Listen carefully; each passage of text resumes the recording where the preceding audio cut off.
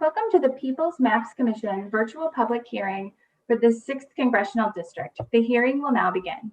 Before we begin, a few housekeeping items. This evening's hearing includes testimony from two subject matter experts who will share how local communities can be impacted by redistricting.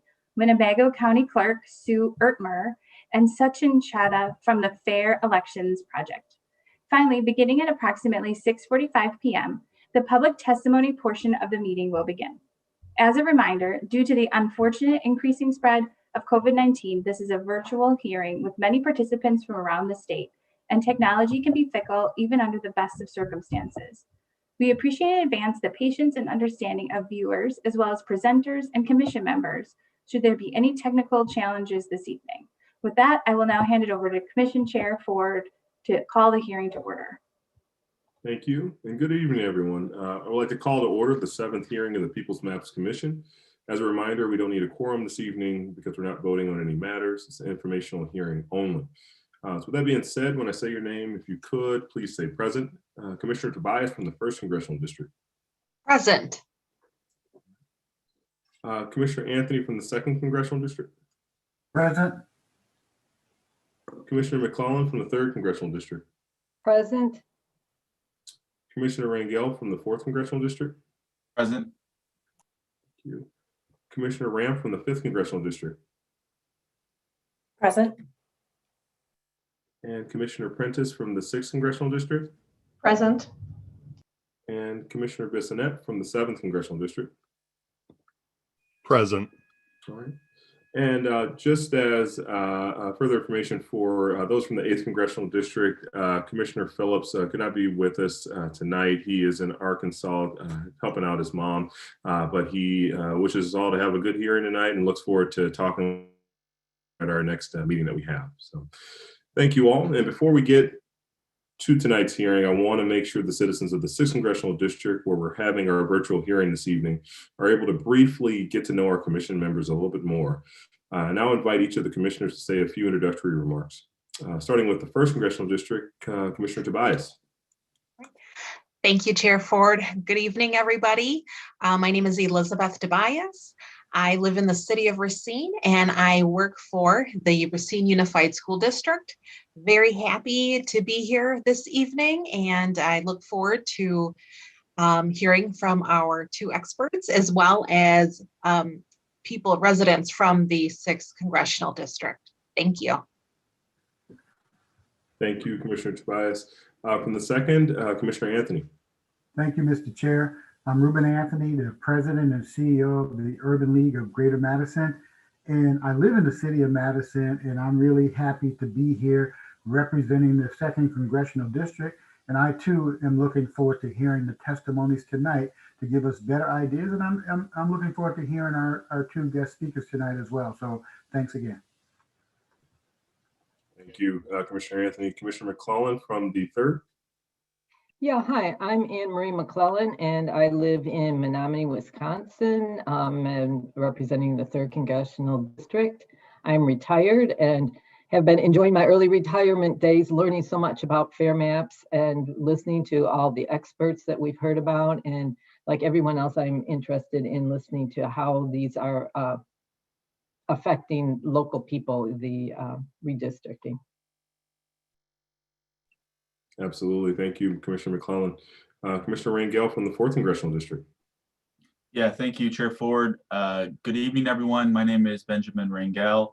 I proudly serve as a 12th grade government teacher here in Milwaukee at Cristo Rey Jesuit High School. I grew up in Racine, went to school at UW-Madison, and now have been living in Milwaukee for some time. Very excited about tonight.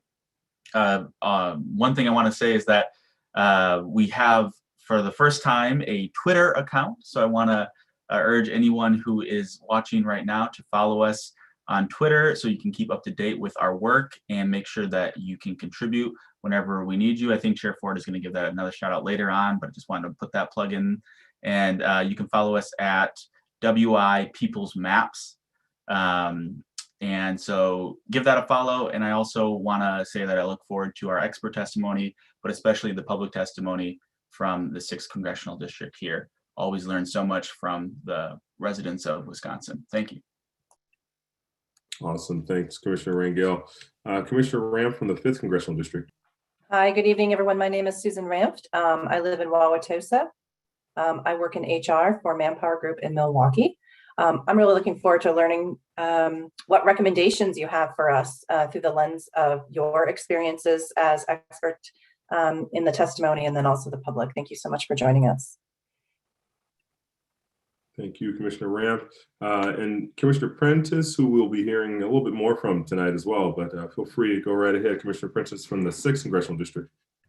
Thank you, Chair Ford, and I'll be brief because you will be hearing a little more from me. My name is Melissa Prentice, and I'm a librarian. I live and work in the city of Sheboygan, and I am looking forward to another great hearing and hearing from my fellow 6th districtors. Absolutely. Thank you, Commissioner Prentice. Commissioner Bissonnette from the 7th Congressional District. Yes, good evening. My name is Jason Bissonnette. I'm the Dean of Students for the Lucudere Ojibwe K-12 school. I also sit on the Board of Regents for the Lucudere Ojibwe College. I live in Sawyer County, Hayward area. I'm out of school for 2 days for the Berkey. I spent my day on a lake ice fishing with my boys because we can't have them in the house because they break things. I'm absolutely excited about this evening. Being a part of this team has been a fantastic experience, and I look forward to this evening. So thank you. Thank you, Commissioner Bissonnette. And I am Chair Chris Ford. I'm an emergency medicine physician in Milwaukee. I am also an advisory member for the Wisconsin Emergency Medical Services for Children, which is a division of the health department. I'm a resident of Whitefish Bay and father of 2. And so we're, as everyone else is really echoed, we're looking forward to hearing from our expert testimony providers this evening, and looking forward more so to hear from people like you in the 6th Congressional District. And I hope everyone in the 6th CD can really see that, each of us commissioners are truly normal people. We're average Wisconsinites, all coming from diverse backgrounds and holding different kinds of jobs, and we even have differing political beliefs. But the one thing that we do have in common is the desire to have fair and reasonable legislative maps and to work together with citizens throughout the state to make those fair maps happen. And so with that being said, just as a couple of housekeeping items, as Commissioner Rangel has said already, feel free to follow us on our Twitter account. Ben and other people from our communication committee have worked very hard to kind of get that together, as well as Commissioner Tobias. And so we thank them for that. Also, feel free to go to our website. We have a couple of links that were new that were announced last week at last couple of weeks in the last couple of hearings. We have links out to our software program, Districter, from the MGG lab that we're working together with, where you can create your own maps and upload it to our servers, and we can take a look at them. Also, you can identify any communities of interest that you may have as well. So feel free at any point in time to do that. And so with that being said, I'll go ahead and turn it over to Commissioner Prentice again to give an overview of the 6th Congressional District. Melissa. Thank you so much, Chair Ford, and thank you to my fellow commission members for joining me virtually this evening in Wisconsin's 6th Congressional District. I'm just going to take a few minutes here to tell you a little bit about myself, a little bit about the 6th District, and why I wanted to be part of this commission. So my personal and professional passion is working to improve the quality of life for all by strengthening our public institutions and their role in contributing to vibrant, resilient, and welcoming communities. I'm a librarian, as I've said, and currently the Public Services Manager at Mead Public Library in the city of Sheboygan.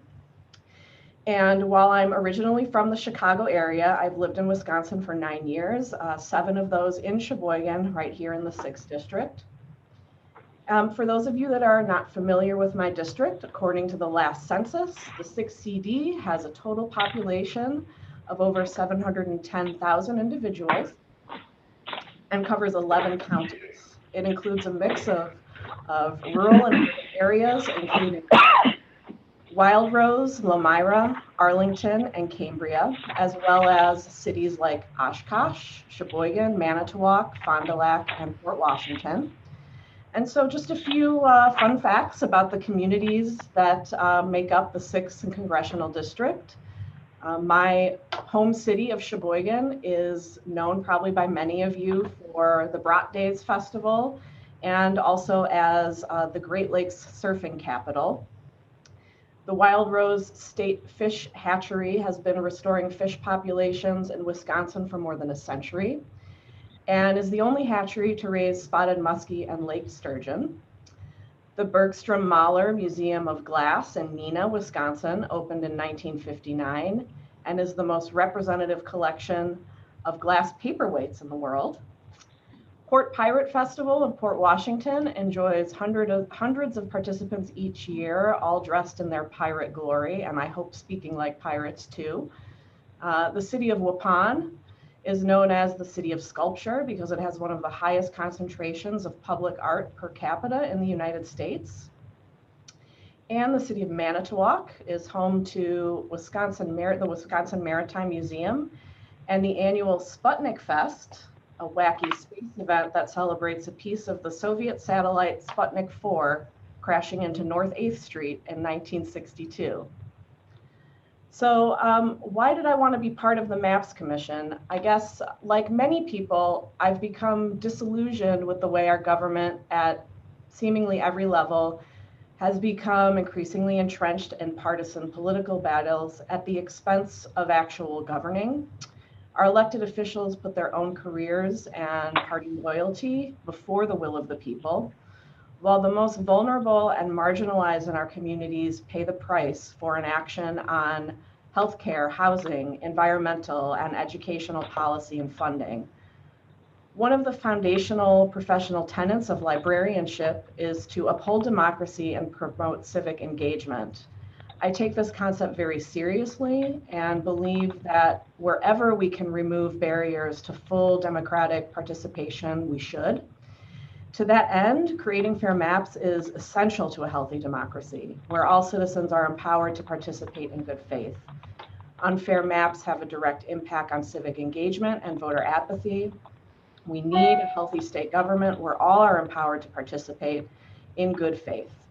I know the residents of the 6th Congressional District are passionate about fair maps, and I look forward to hearing from some of our constituents this evening in the public testimony. Thank you so much for the opportunity to provide this overview. And back to you, Chair Ford.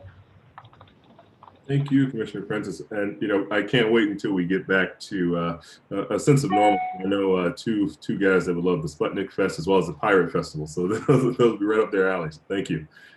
One of the things that we have continuously heard throughout our hearings, be it from members of the public or experts who have testified, is the fact that legislative districts and the redistricting process in general has significant impacts on communities, organizations, businesses, and families in general. Tonight, we are pleased to have two individuals presenting who have experienced and witnessed the impacts of redistricting on a local Wisconsin level in the communities. As always, before we begin, I ask that the commissioners please save their questions until both of this evening's presenters have presented. And with that being said, our first presenter is Sue Ertmer, who has worked in the Winnebago County Clerk's Office since 1979. In addition to her service to Winnebago County, she serves as a member of the Wisconsin Election Administration Council, as well as past president of the Wisconsin County Clerks Association. Sue, thank you so much for taking the time to participate in this evening's hearings. I'll now turn it over to you. Okay, thank you very much. I appreciate the opportunity to speak with all of you this evening. As you said, I'll just give a little brief history, but yeah, I have been in the county clerk's office since 1979, starting out in a secretarial position, and then I became county clerk in 1998. So been involved with a lot of elections, and I was thinking back and doing a little figuring, and actually this is going to be the 6th redistricting that I'll have been able to participate in. Not in any great function, but we get involved with the election side of it. And we did have a special redistricting back in 2007 because there was a group that wanted to reduce the size of the county board. And so the county board took it upon themselves at that time to reduce themselves from 38 down to 36 members. So we had to go through a redistricting, mid-term or mid-cycle. So that was interesting and caused a lot of dissent among the community. Some people were not happy that the board did that when they wanted to, have a voice in reducing the size. They would have liked to have seen a much smaller board. And I know that is part of the conversation this time now. I know that I've heard from some supervisors and some members of the public, and they're wondering if the board, will be reducing their size or how dramatic that would be. So, but yes, I'm a lifelong resident of Wisconsin and lived in Winnebago County other than when I went to La Crosse school. Been here my whole life. Winnebago County is about 170,000 citizens. We have 15 townships, 4 cities, and 2 villages. And so in elections here, we have a county-wide voting system. It is the Dominion voting system.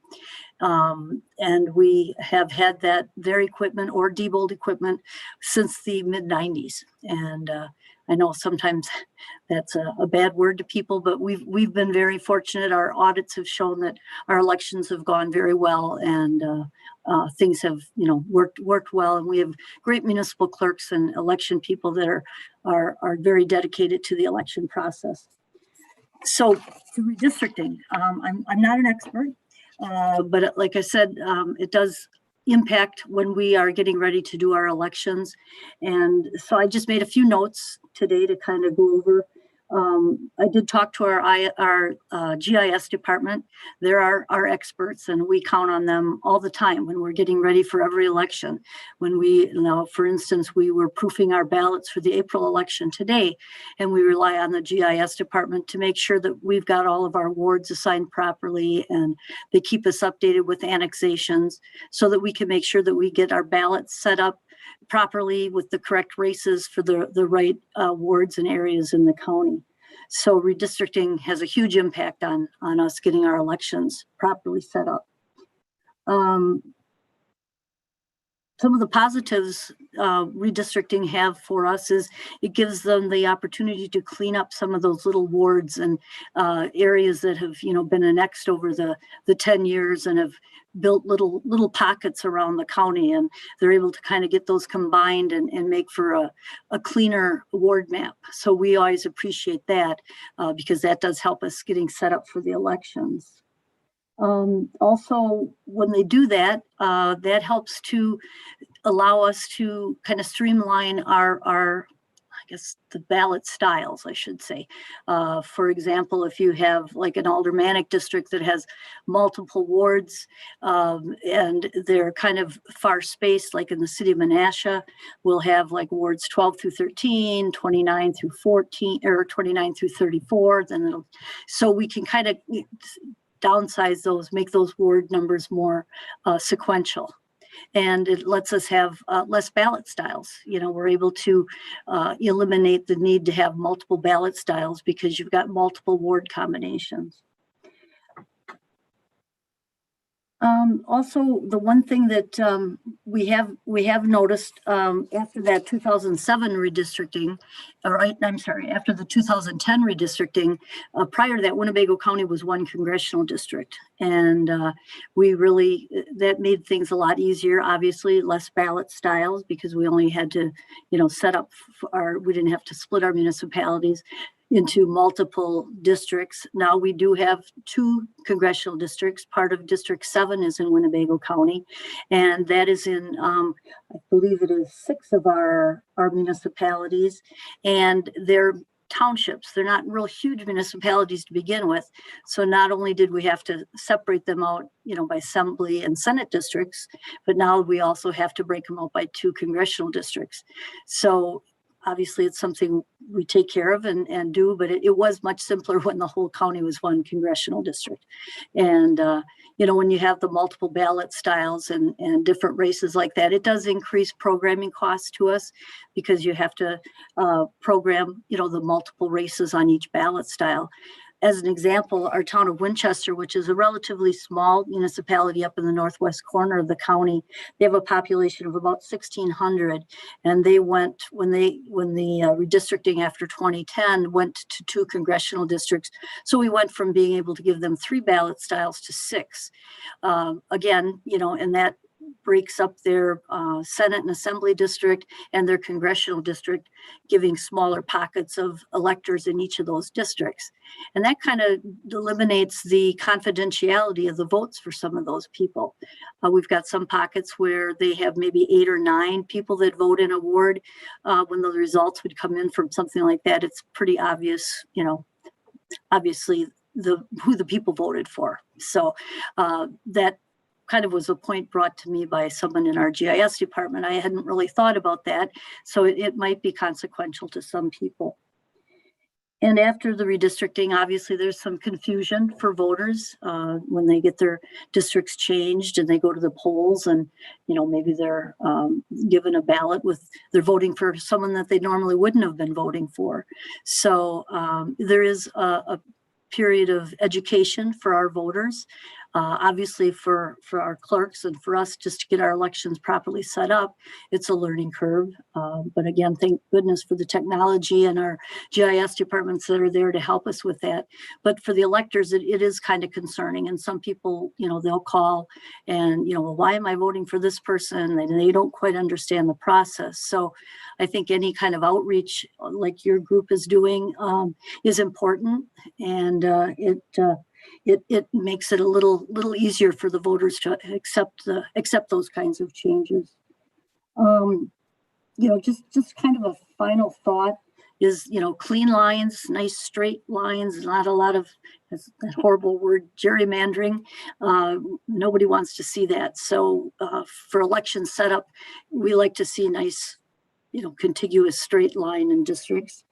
And like I said, with the confusion that sometimes this does bring to the voters, it's good that if we do have a way to explain this process to people so that they understand that it was done in a reasonable, nonpartisan way, and we were just doing it for the better of all of our electors. So that's kind of all I've got at this point. Hopefully that was helpful in some way.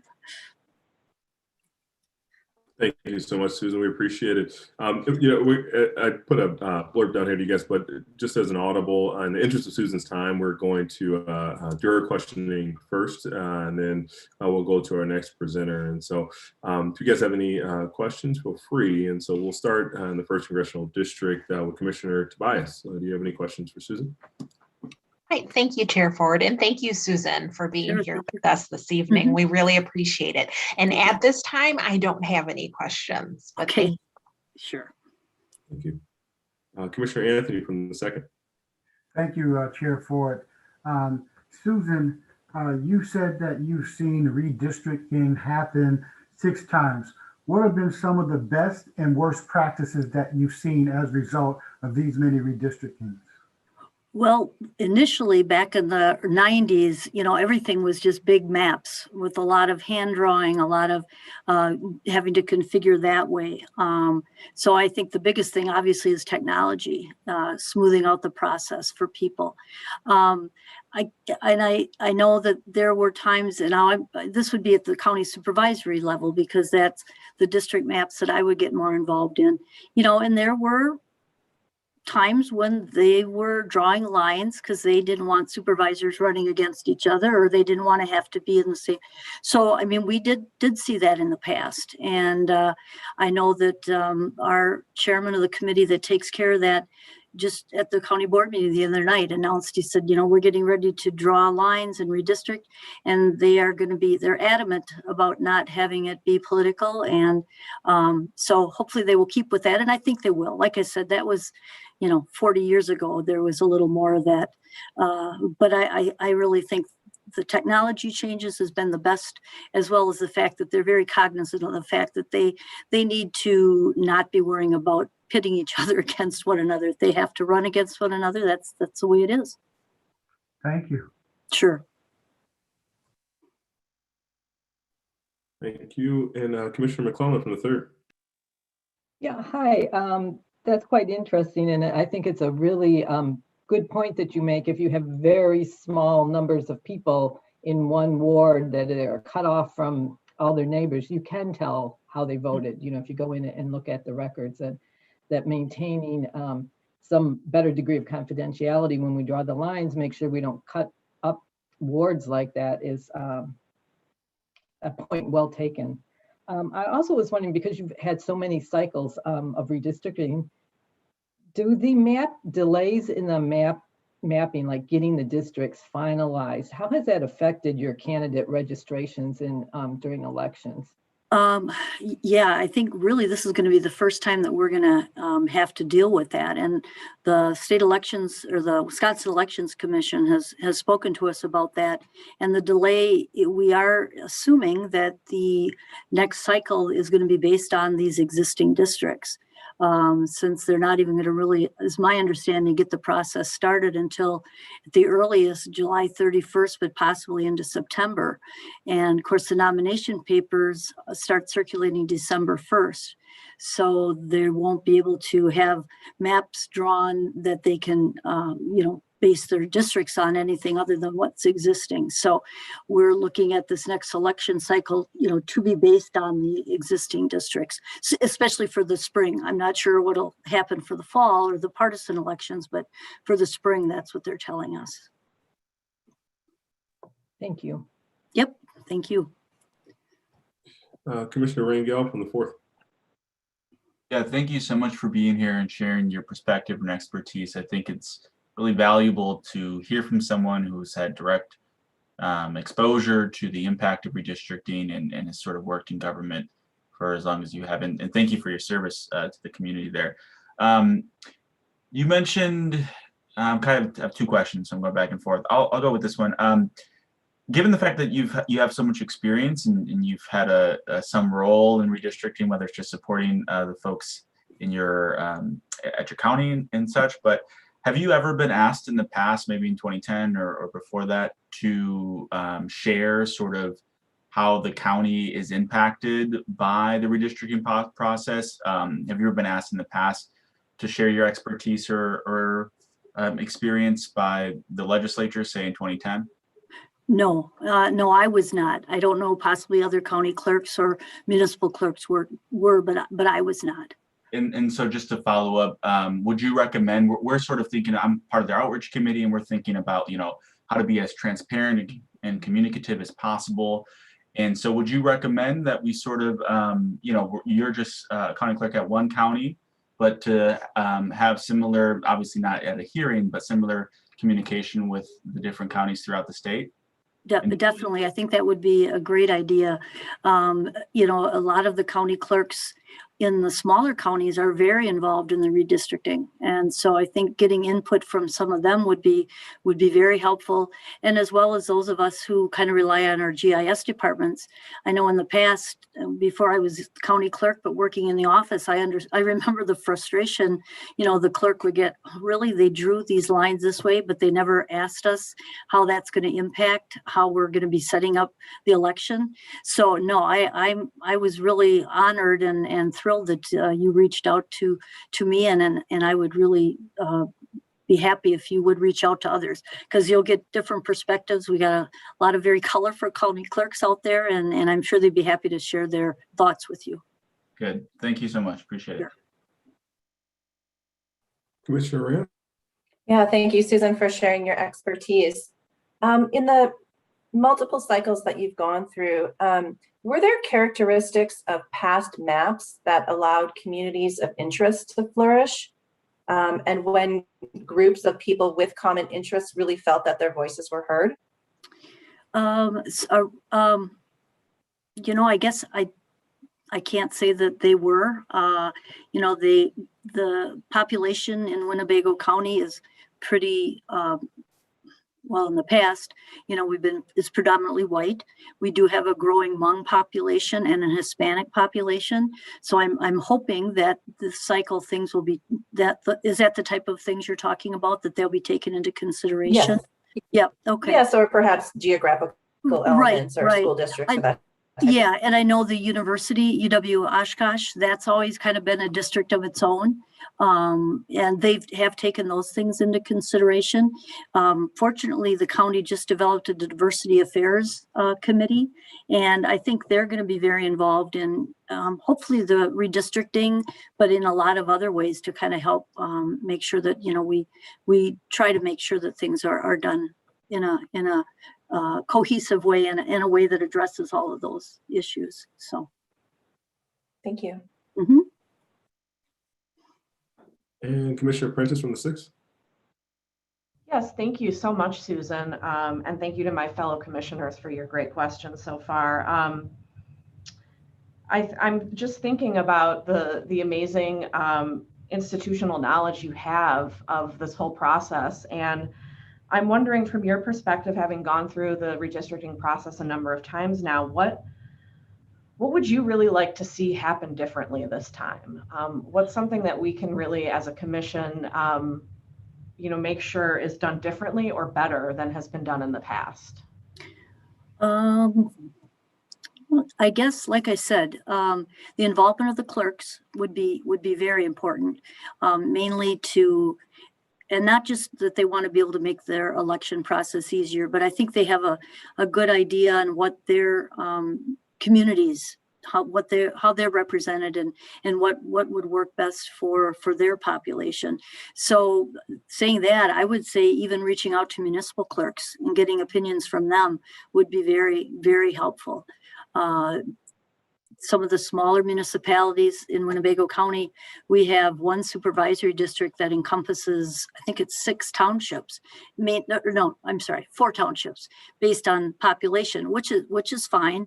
And it gives some continuity to those voters when it comes to voting for their county board supervisors. But even in those small communities, I think reaching out to the municipal clerks and talking to them about what their thoughts are, I think that would be very helpful too. Great, thank you so much. Sure. Commissioner Bissonnette from the 7th.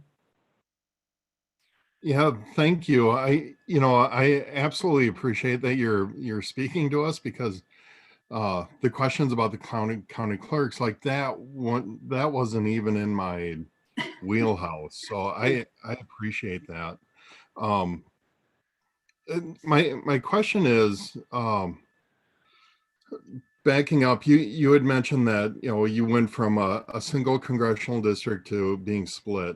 True. I'm just wondering if, like, for your average constituent voter, just your average voter, what kind of feedback did you receive? Feedback when the split happened? I mean, how did the average voter get their talk to you guys, I guess? Does that make sense? Yeah, no, I know what you're saying. And in the townships, again, I'm going to go back to the town of Wolf River, where they went from where the whole county being in Congressional 6, their town was split basically in half. And so the voters were like, why am I not voting in Congressional District 6? Why is my neighbor and I'm not, you know, those were kind of the feedback. And obviously people get used to change. They don't like it right away, but that was the main feedback, is the ones that all of a sudden they had a different representative in Congress, and it kind of stumped them, and some people were irritated by it. And you know, that happens when we go right down to they get a different county board supervisor. It takes a while for people to get adjusted to that, but those were primarily the questions as to why did this happen, and how is this going to impact our township with split representation at the state or federal level like that. So those are the kinds of questions that we had. And in all honesty, other than saying, well, it's the redistricting process, we didn't have a very good answer. So I think any type of information you can provide to clerks, municipal, county, that would explain some of the reasoning for the redistricting, I think that would all be very beneficial as well. Great. Thank you so much. Sure. Thank you. And I'll finish it out here, Susan. Again, thank you so much for coming out. We all very much appreciate your knowledge base and all your experience that you've had with this process. And so just to kind of go off some of the notes that I have here. And so one of the things that you said was definitely reach out to municipal clerks, the county clerk's office as well. Especially with, the story that you told of the people of Wolf River kind of reaching out to you after that district split. Are there any other groups specifically like in your county and your that we should be, taking information from or considering reaching out for to kind of get some of that information about, where their community lies and, where they should be represented? Right. I know we talked about the university area. And I think at the beginning of your meeting, somebody spoke out about like the visitor and tourism agencies or the community outreach groups, like our chambers of commerce. I know we've got a very active chamber that in Oshkosh that plays a big role in some of the local politics. So I believe they would be, a good group.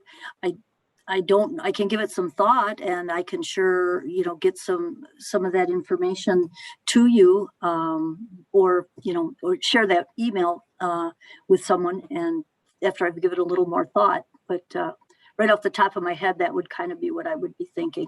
Possibly the school districts, the area school districts might be another good group too. So.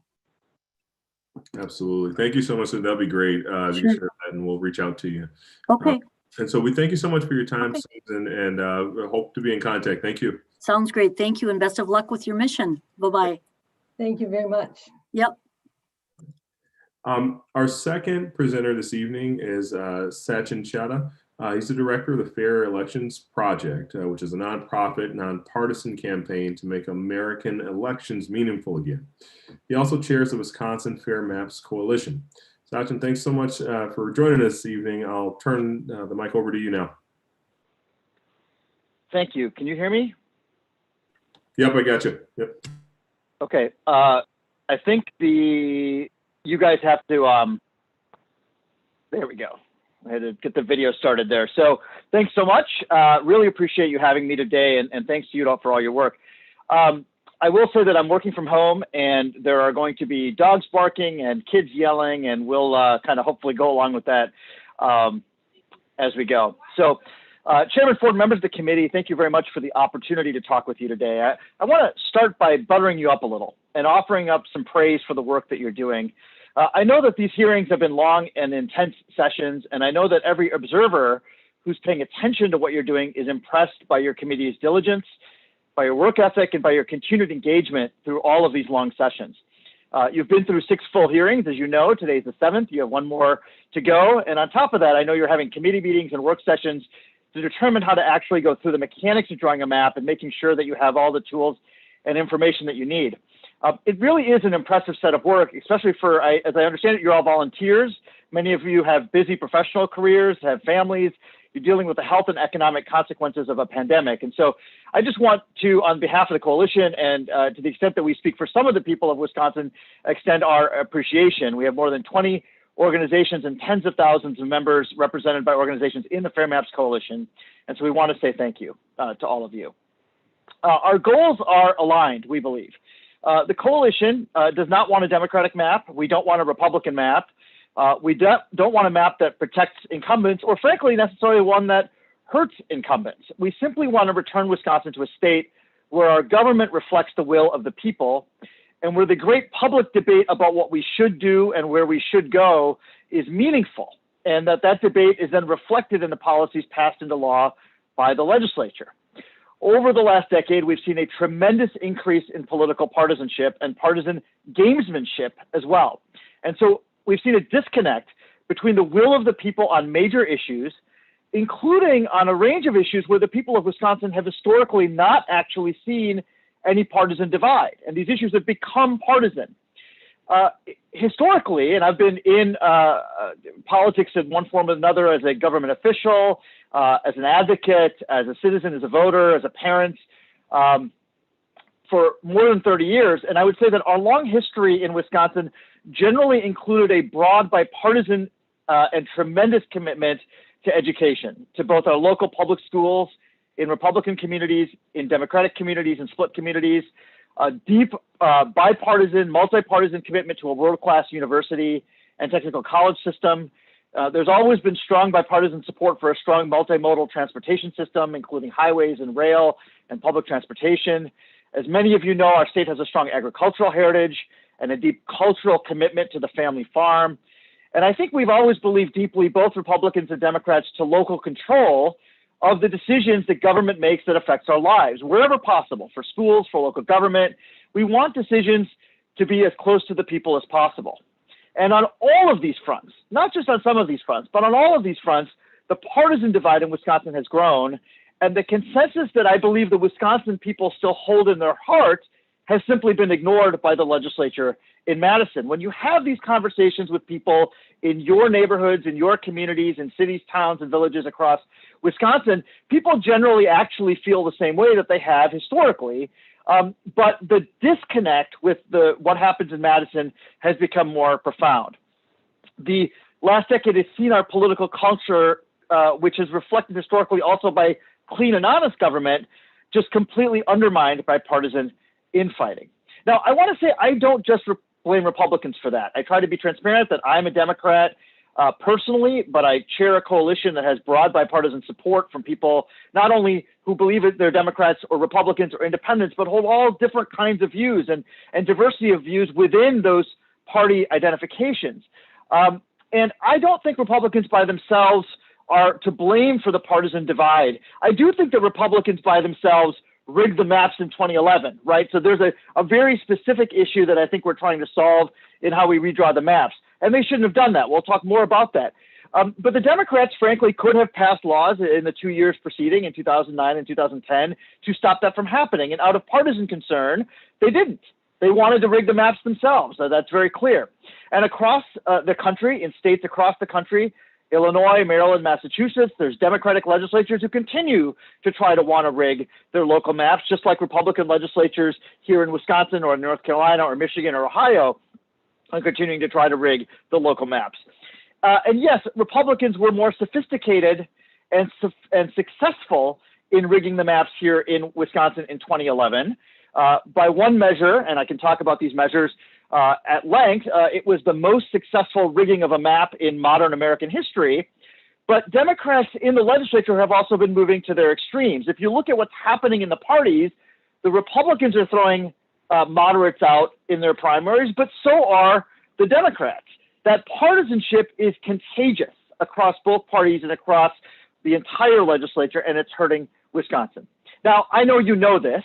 And so as you come to the close of this stage of the process, the public hearings, the basic learning, and as you look towards gathering more info about every neighborhood and community across the state, so you can actually go through the exercise of drawing the map, I wanted to share some thoughts about what I think you should carry with you out of this process and try to contextualize the work you're doing today against what went wrong in 2011 and what went right in Wisconsin's history, so that we can try to hold true to our values in kind of a bigger and deeper way, rather than just focusing on the map drawing in 2021.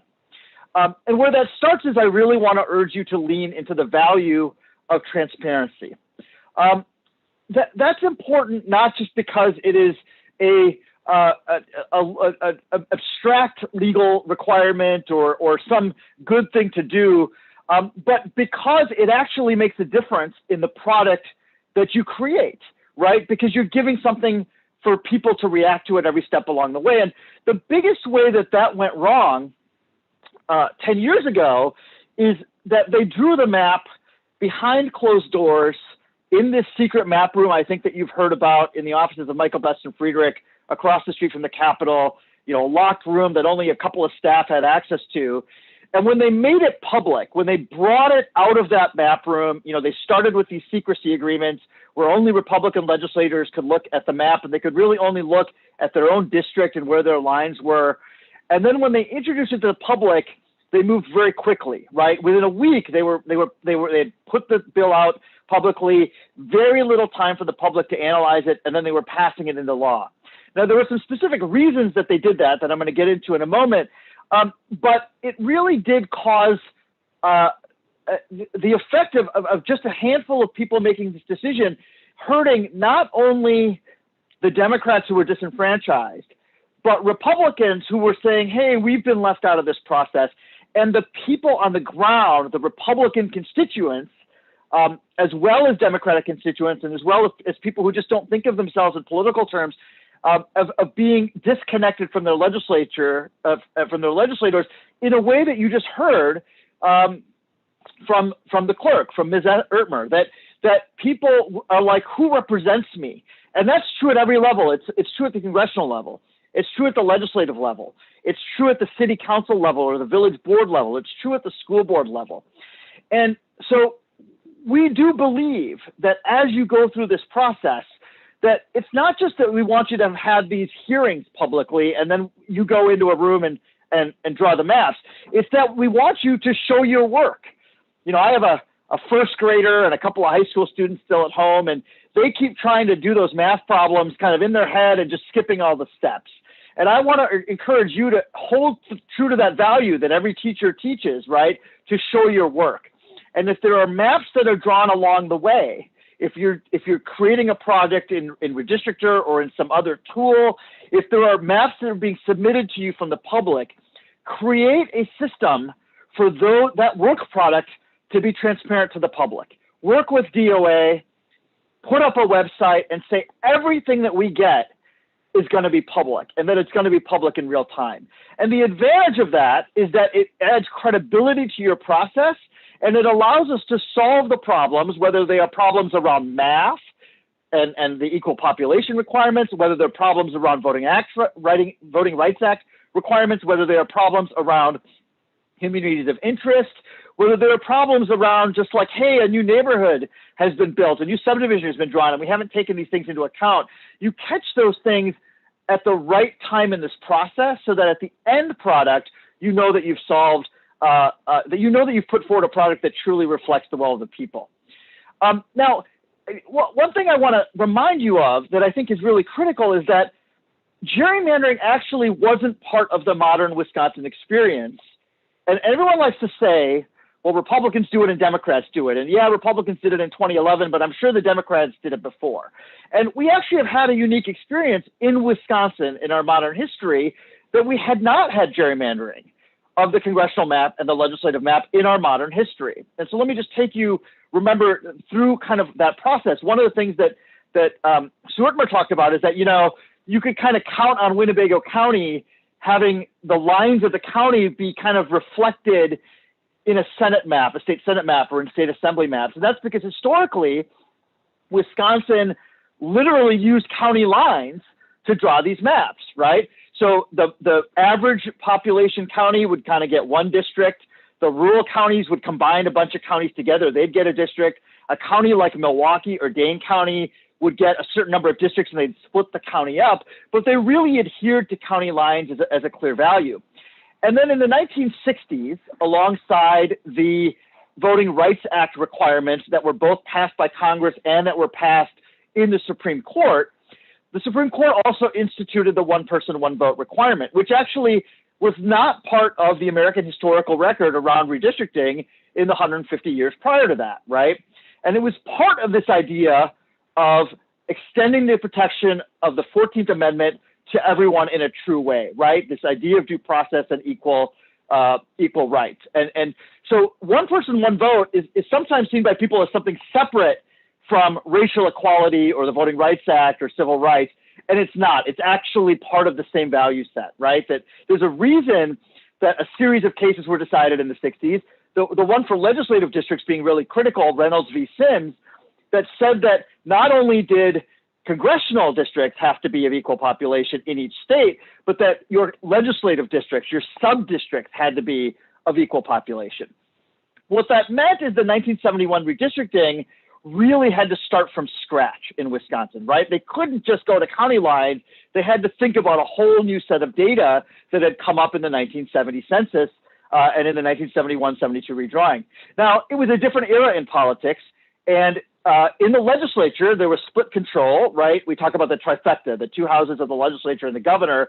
And if they're not all of one party, they're going to have to come to some agreement, or they're not going to come to some agreement. What happens?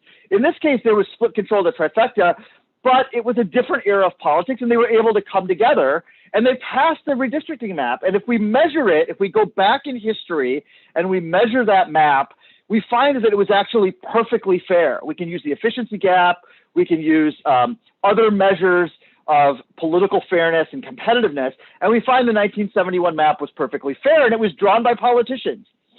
In 1981 and 1991 and 2001, I'm told that I'm talking too loudly. So I'm going to try to not talk so loud, but you should turn your sound down if it feels like I'm talking too loudly.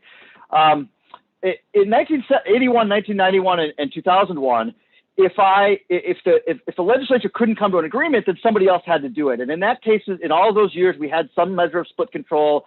Sometimes both houses of the legislature were one party and the governor was another party or whatever. And so then the maps went to the courts. They simply could not agree, but there was still a requirement for equal population. There was still a Voting Rights Act requirement. So the maps went to the courts. And in all of those cases, the federal courts had to draw a map, and they did a good job. And by all accounts, those maps were generally pretty fair. So the Democrats never gerrymandered, and the Republicans never had a chance to gerrymander until we got to 2011. And so that was the first time in modern American history that there was gerrymandering in the Wisconsin legislative district maps. I think that's really important for you to understand when you think about what you're going to do kind of as a next step. When they drew that map, they obviously used the sophisticated computer modeling that existed in 2011 that didn't exist before. They were able to do hundreds of versions of the maps. And frankly, not only did they do it behind closed doors, but they repeatedly violated the law. They both repeatedly violated state law, open records law, and they violated federal court orders that were taking place in the litigation around this map drawing. First, the Baldus case and the Voces de la Frontera case, and then later the Whitford case, by not only not turning over documents when they were supposed to be turned over, but also by literally trying to delete them. And I can send some information in writing, but I can there's a headline here where the tale of the tape.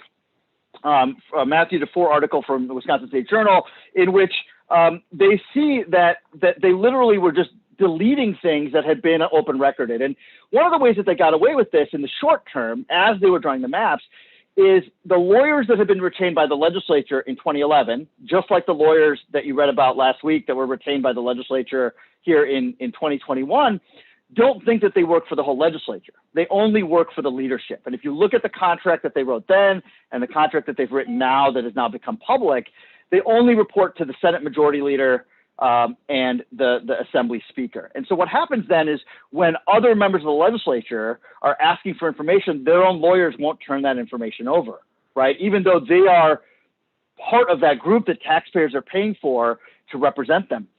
And when they drew these maps very quickly in 2011, and then there was a recall election in 2011 and then another recall election in 2012. And I don't mean the gubernatorial recall. I mean a series of Senate legislative recalls. There were 9 Senate seats that were subject to recall and 2 seats changed hands.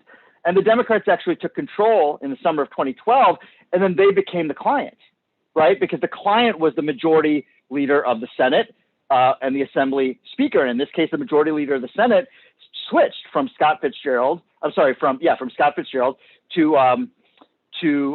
Mark Miller at the time. So Mark said, well, I'm the client now. Turn over all your files. And even at that point, they didn't turn over all the files. They turned over a whole bunch of them, and the Democrats put those up on a public website and said, let's have some transparency, but they didn't turn over everything. And it wasn't until a federal court ordered the legislature to turn over the physical hard drive, the actual drive that they had to take out of a computer and hand it over to the lawyers for these interest groups that were fighting for transparency in the process, that it was found that some documents had been withheld. There was even a hard drive that was damaged, that had physically been assaulted by a hammer or some other blunt instrument, and a forensic expert had to been hired to determine whether they could capture data that was on this damaged hard drive. And it was only after spending literally hundreds of thousands of dollars on forensic experts that they were able to suck that data out and actually see what had happened. Now, our view is if you have to go to those lengths, violating a federal court order, violating state open records law to hide what you're doing, the people's business can't be being done. And so don't don't take a shortcut there is the answer that I'm trying to give you, right? Is to really think about, from a value set, how can you be as transparent as possible? You know, when these courts tried to depose Robin Vos in this litigation and say, what did you know and when did you know it? He fought that subpoena for months. It might have even been years before he was finally deposed. At every step, they were trying to hide what they were doing. Now, some of that is that they had skipped steps in the process, right? And this goes to what the local redistricting piece that Sue Ertmer was talking about, which is they really used a crazy process because they were trying to avoid losing control in these recall elections to draw the state maps first. That isn't how we do things. It's never how we've been doing things. And I think she alluded to this in her testimony, that what we try to do is we go bottom up because new subdivisions get built, right? People move, and those census results are meaningful to people at the local level. So you need municipalities to draw ward lines first, right? So that those wards can make sense and can represent a community of interest. And then then you have a city that's broken up into those wards. Then the county takes those ward lines and they draw their maps. So county supervisory districts, and if there's other types of, you know, county, there might be regional school boards, those kinds of things. And then they push those up to the state. And only then should the legislature or the People's Maps Commission be trying to draw maps, because you don't want to impose lines on local municipalities without understanding what the impact of that is, right? It is a completely backwards way of doing things. And when we talk about respecting these communities, that's not just like words on a page, right? I want to read from something that is put out by a coalition of groups that work on redistricting nationally, that a way of understanding a community of interest is that it's simply a way for a community to tell its own story about what neighbors share in common and what makes it unique when compared to surrounding communities. It's defined by local community members, right? It's meaningful that in Eau Claire, they're used to kind of, you know, like a north side and a south side district for the assembly. It's meaningful that in Sheboygan, they're used to a city of Sheboygan assembly seat. It's meaningful in the Fox Valley that Neenah and Menasha try to generally be together because of their common interest, right? Now, there might be reasons to do some finagling at the margins of these things, and we have to have equal population, and we have to respect Voting Rights Act. But it's really important also that there's that human component, right? I am very much an opponent of computers drawing these maps, right? That computers are a tool you can use to take in data and then like run various scenarios and compare options, but you have to have that qualitative human aspect of understanding what's happening in a community, where there is growth, where there's population decline, how communities are connected to one another historically and in the present as things have changed. It is really there is an art to this, and there's an art and a value of humanity that we put through this that's really important. And so we really encourage the bottom-up piece. We encourage you to not, I mean, when somebody said, I don't know if it was you, Commissioner Tobias, but somebody said something about cutting up wards.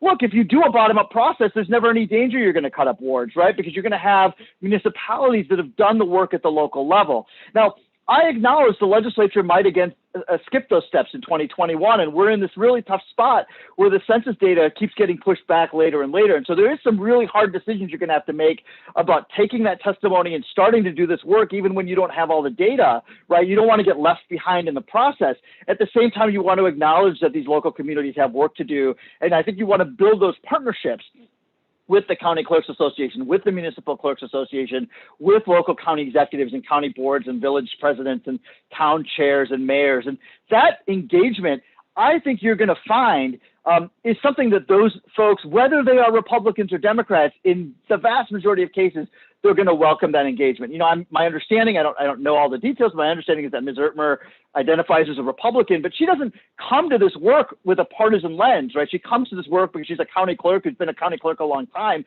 who just wants to get the work done. And that's how most local officials think of themselves, whether they are personally Democrats or Republicans or Green Party members or Constitution Party members or whatever. They think of themselves as citizens of Wisconsin with a duty to their local community.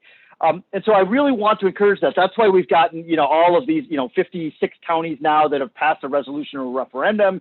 You know, these are for the most part, these are conservative places that agree maybe with the policies writ large that Republicans put forward, but they really disagree with the idea of drawing maps in a way that disrespects what's happening in a local community.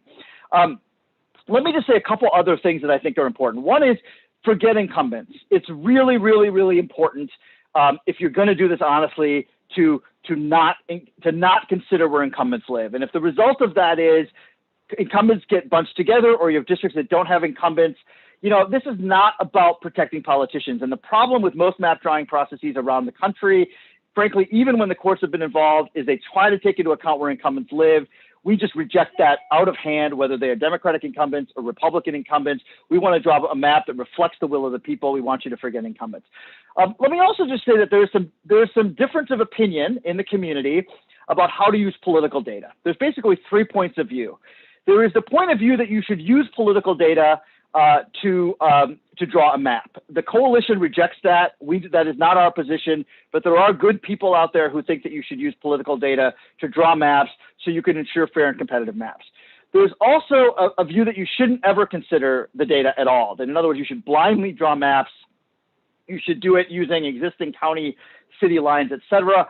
We worry that if you never at any point in the process use political data, that can sometimes cause some problems too, because you might be drawing an uncompetitive map. So our view is you should draw the maps blindly without political data, but then once you've kind of identified a map as a potential path forward, you should vet it against election data to make sure that you're not accidentally leaving people out, that there's a view to do it on the back side of the process that is more fair. And again, even within our coalition, there's some difference of opinion about this. I want to respect the people who say that are in our coalition that say you shouldn't use the political data at all. That is a legitimate point of view that you should hear. But the majority view has been that we think that you should use election data to validate that you're doing something right, but not to draw the maps in the first place.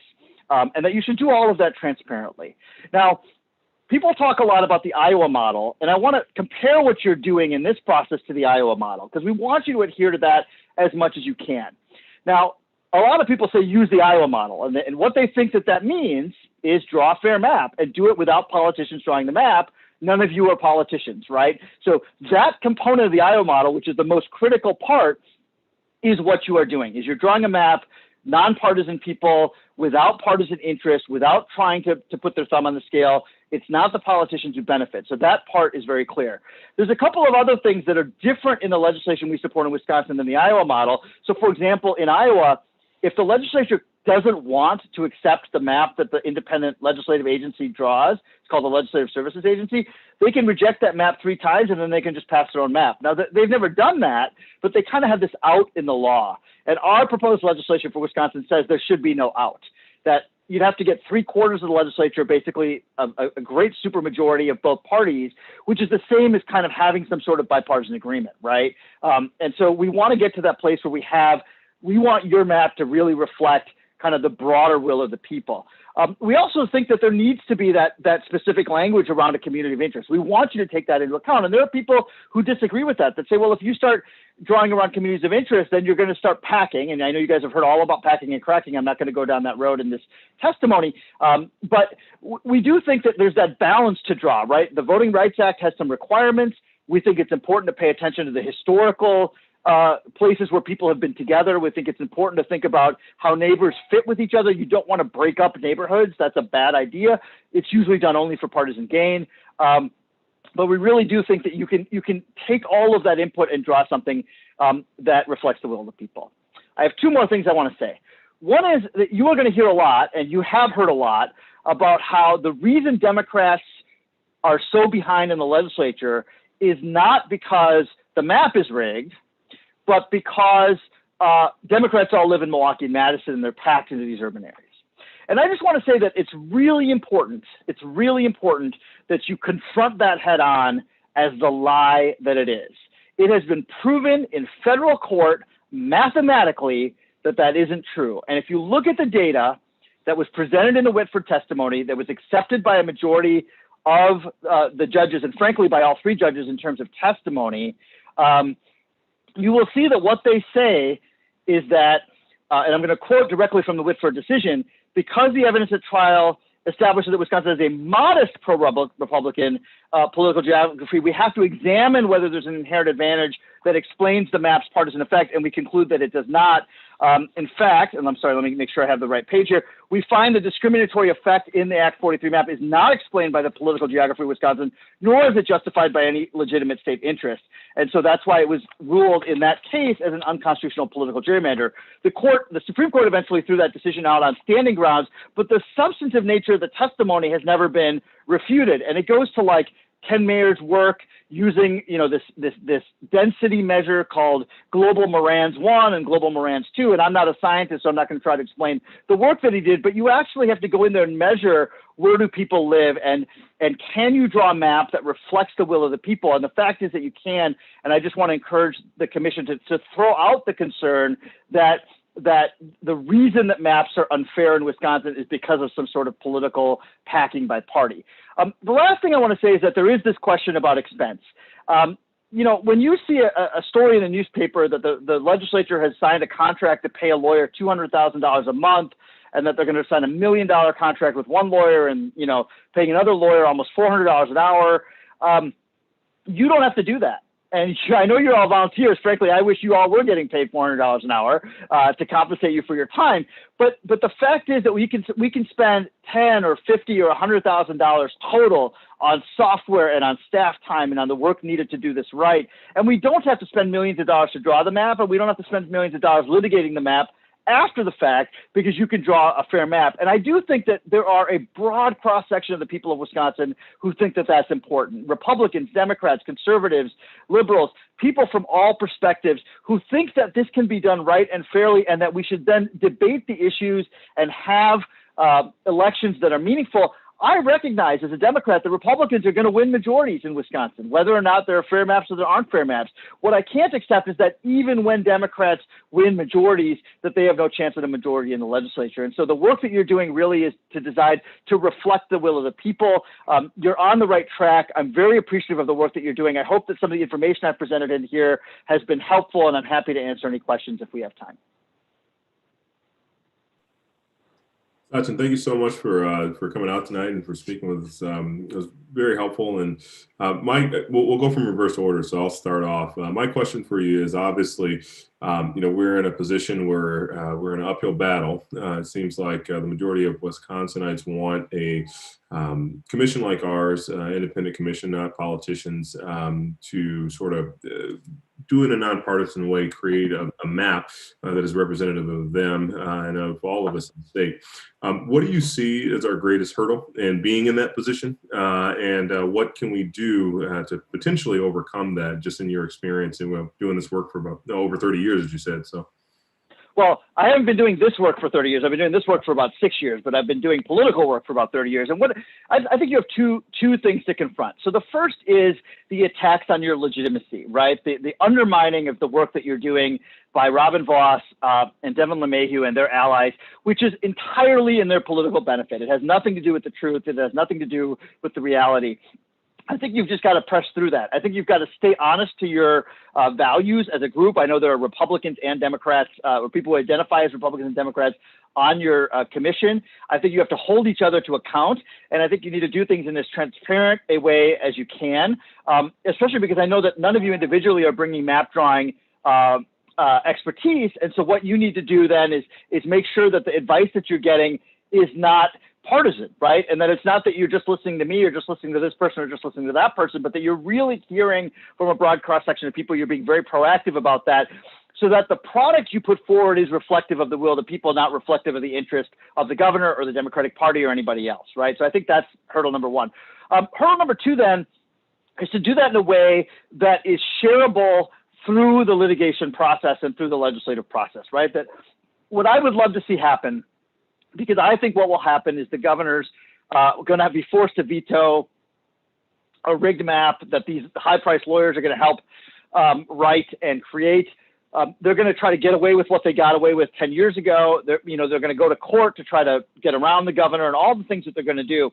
And I think that to the extent that we see some ability in the courts to put aside partisan interest, right? Even in the state Supreme Court and obviously in the federal courts that we've seen historically, that your product can stand up to a comparison with the product the legislature puts forward, right? That if you guys are doing this right, then what you're doing in the litigation and what you're doing in the public debate is you're saying we can do this better. And you know, there was a demonstration map that was put forward in Whitford, and the court compared the demonstration map versus the current map and versus the Act 43 map, and they did all that. You know, there was some public coverage of that, but you know, I'll tell you, 6-7 years ago, there wasn't a whole lot of people paying attention to this. And I think what we've tried to do over the course of the last 5 years is raise the public awareness of gerrymandering, raise the public awareness of redistricting, show the fault in the process, get the public on board, as they broadly have gotten on board with the idea that politicians shouldn't be doing this work, but then hold your work credible against the comparison, right? And so you really have a very profound responsibility to hold to those values, right? To really make a map that's nonpartisan, that reflects the will of the people. And you're not going to make everyone happy. There's no way to draw one map that makes everybody happy, right? But it has to, if you hold to those values, then it's going to be something that the people can look at and say, we really should adopt that instead of this. And it gives that choice essentially to the courts and to the people in the court of public opinion as well. Thank you, Sachin. Commissioner Bissonnette from the 7th. Yes, thank you. You know, I started off with a whole list of questions, and you were able to go through and answered most of them. So I absolutely appreciate your testimony this evening. You know, I guess, and I can say that the one question I had was like kind of the reverse of Chairman Ford's question, as far as, you know, like what the number one, you know, when you're speaking with your coalition, like what is the one theme that keeps on the one theme or the one discussion, the one point that everyone keeps bringing up? And if I heard you correctly, it was transparency. Yeah, I think transparency, I would agree. Transparency is the value in the map drawing, that if we know what you're doing, then it's harder for you to get away with something that is not good or that is corrupt. The fundamental underneath that is that people think the process is corrupt and the process is rigged and that they're not represented by the legislature. And there's a story that I tell, which is that, you know, I have tried very hard, and it's not the easiest thing in the world, but I've tried very hard not only to engage with people who agree with me, but to engage with people who don't agree with me across the course of this many-year fight on redistricting. And I met with a group of business leaders, all of whom kind of personally identified as Republicans, and frankly, most of whom had good relationships with the leadership in the Republican Party in the legislature. But what I said to them is, you know, many of them were people who've been working in Wisconsin politics for 20, 30, 40 years. And I said, you know, historically, if there was an issue that was kind of business versus business, or it wasn't really falling into these partisan lines, but your Main Street hardware store or convenience store or, you know, business owner needed to deal with something, they could go to their local legislator. They could build that relationship through their Chamber of Commerce or as a personal supporter and say, here's my issue. Let's take it up the chain. And the leadership in Madison in both parties was really responsive to their membership, right? So if a citizen said, I got a problem with the way you guys have written the rules around, you know, making decisions around road building or, you know, this thing or that thing, I could go to my legislator, I could say, you got to fix this. And the leadership saw it as their responsibility to be responsive to their membership, right? And so the way they stayed leader and the way they kept their majority is to be responsive to the grassroots pressure.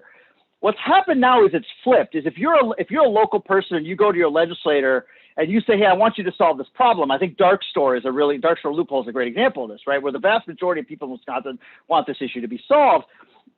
And what happens is the legislator says, look, if I can get Robin Voss and Fitzgerald or LeMahieu to agree with you, then we're going to get done what we want to get done because I can pass it through the legislature, right? But if they don't agree with you, there's nothing I can do because I can't go against the leadership, because if I go against the leadership and fight against them, then they're going to primary me and I'm going to be out of a job, right? And the entire power structure of Wisconsin politics has flipped from being a bottom-up, grassroots-driven concept, right, where we solve public problems that don't have to be partisan, instead of, you know, a top-down system. And so, like, you know, I talk to Republicans who've been in the legislature for a long time, and they say, you know, we used to have a great bipartisan perspective on hunting and environmental protection and conservation and mining, and all those things were tied into one another. And it was Republicans in the north of Wisconsin, as you probably know, Jason, coming from there, who drove the environmental protections that Wisconsin was legendary for.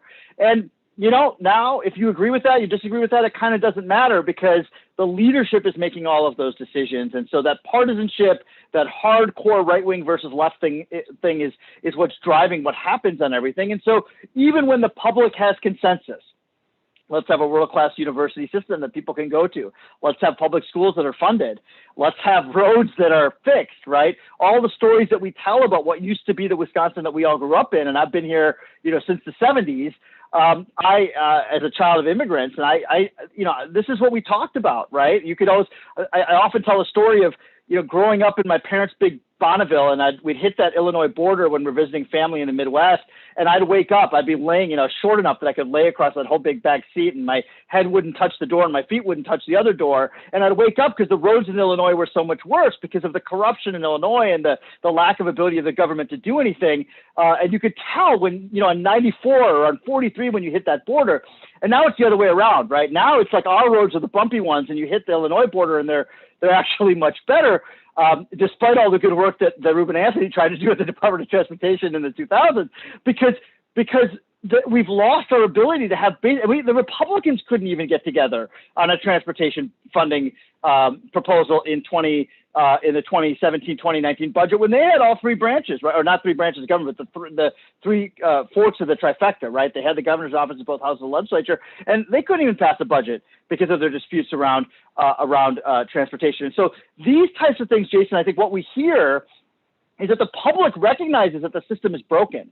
And we can point to gerrymandering as the reason for that because the accountability is top down instead of bottom up. Thank you. And in the interest of time, because I think we have time for one more question. And so Commissioner Prentice from the 6th. Thank you. Really great information. Thank you so much. My question is a little bit of a riff on the last statement you made about that inverse of top down versus bottom up grassroots type of interaction with the legislature. So what are your thoughts on the idea of gerrymandering as essentially a form of voter suppression? And how does that, I mean, what is the impact that you're seeing on this kind of top down, this topsy-turvy way now we deal with politics in this state? I mean, how does that thwart or erode just completely the democratic process and people's faith in it at all? Yeah, I think you're absolutely right. It's language that we use a lot. We do think we think it suppresses voters because they know that their vote doesn't matter. I mean, why participate in an election when, you know, over the course of the last 2 years, right, 3 legislative seats have changed hands, even though you have these massive waves between Democrats and Republicans, right? It's incredible to look at, you know, from 2010, which is a Republican year, to 2012, which is a Democratic year, to 2014, which was a Republican year, to 2016, which was split, to 2018, which was a Democratic year. Yet the seat allocation in the legislature has stayed so incredibly level in this incredibly narrow band, you know, between 60 and 64 seats. And so I think that people recognize that, right? There's an intuitive understanding that the people of Wisconsin have that their legislature, their government is not responsive to them, right? And they still have that expectation at the local level, right? I mean, they still think their county board is responsive. I still think my alderman is responsive if my street doesn't get plowed, but I don't feel like my legislator is going to be responsive if I disagree with them, right? Like, and frankly, I'm represented by Democrats. I like them. They're nice people. My state rep is just a block away here. But honestly, if I disagree with him, he's not worried about me, like, you know, he's in a safe seat. He's going to get 90% of the vote or 85% of the vote. So there's not really anything that can be done there. And so I think there's a lack of accountability. I think people understand that. It also affects who you get to run for office, right? And I don't mean to throw any shade on the people who we've had running. I think there's a lot of amazing people who put themselves forward, even knowing that they don't have any chance to win, right? Because they're trying to carry the values of their community forward. There's a limit to how much people can do that, though. I think that you saw kind of, you know, from 2010 down to 2016, there was kind of a bump up in 2018 because people had this hope. And then, you know, you see one seat change hands, even though there's all this energy out there. You can't tell me that that's entirely because of candidates, right? And that's what the Republican leadership tries to tell us, that it's just because of the candidates. It's just because Dems all live in Milwaukee, Madison. It simply isn't true. There are Republicans and Democrats in every community in the state. In fact, the 3rd largest group of Democrats in the state are in Waukesha County. People try to forget that, and it's like you have to understand that there is that suppression that's happening in the system, and that lack of accountability really affects the quality of our government, it affects the quality of our community and our ability to get along with each other. We can do better, and I appreciate all the work you're doing to help us try to get to a better place. Thank you. Well, thank you so much, Sachin, and we appreciate all your insight and look forward to reaching out with any further questions that we may have for you. Thanks so much for making time this evening. Yeah, absolutely. Thanks so much for your work. Thank you. And thank you all to our commissioners for your questions to tonight's presenters. This will now formally end the questioning portion of the hearing. We will take a short break before we move into the public testimony portion of the hearing. And so without further ado, we'll go ahead and everybody go on break. So see you in a little bit. Good to see you, Session.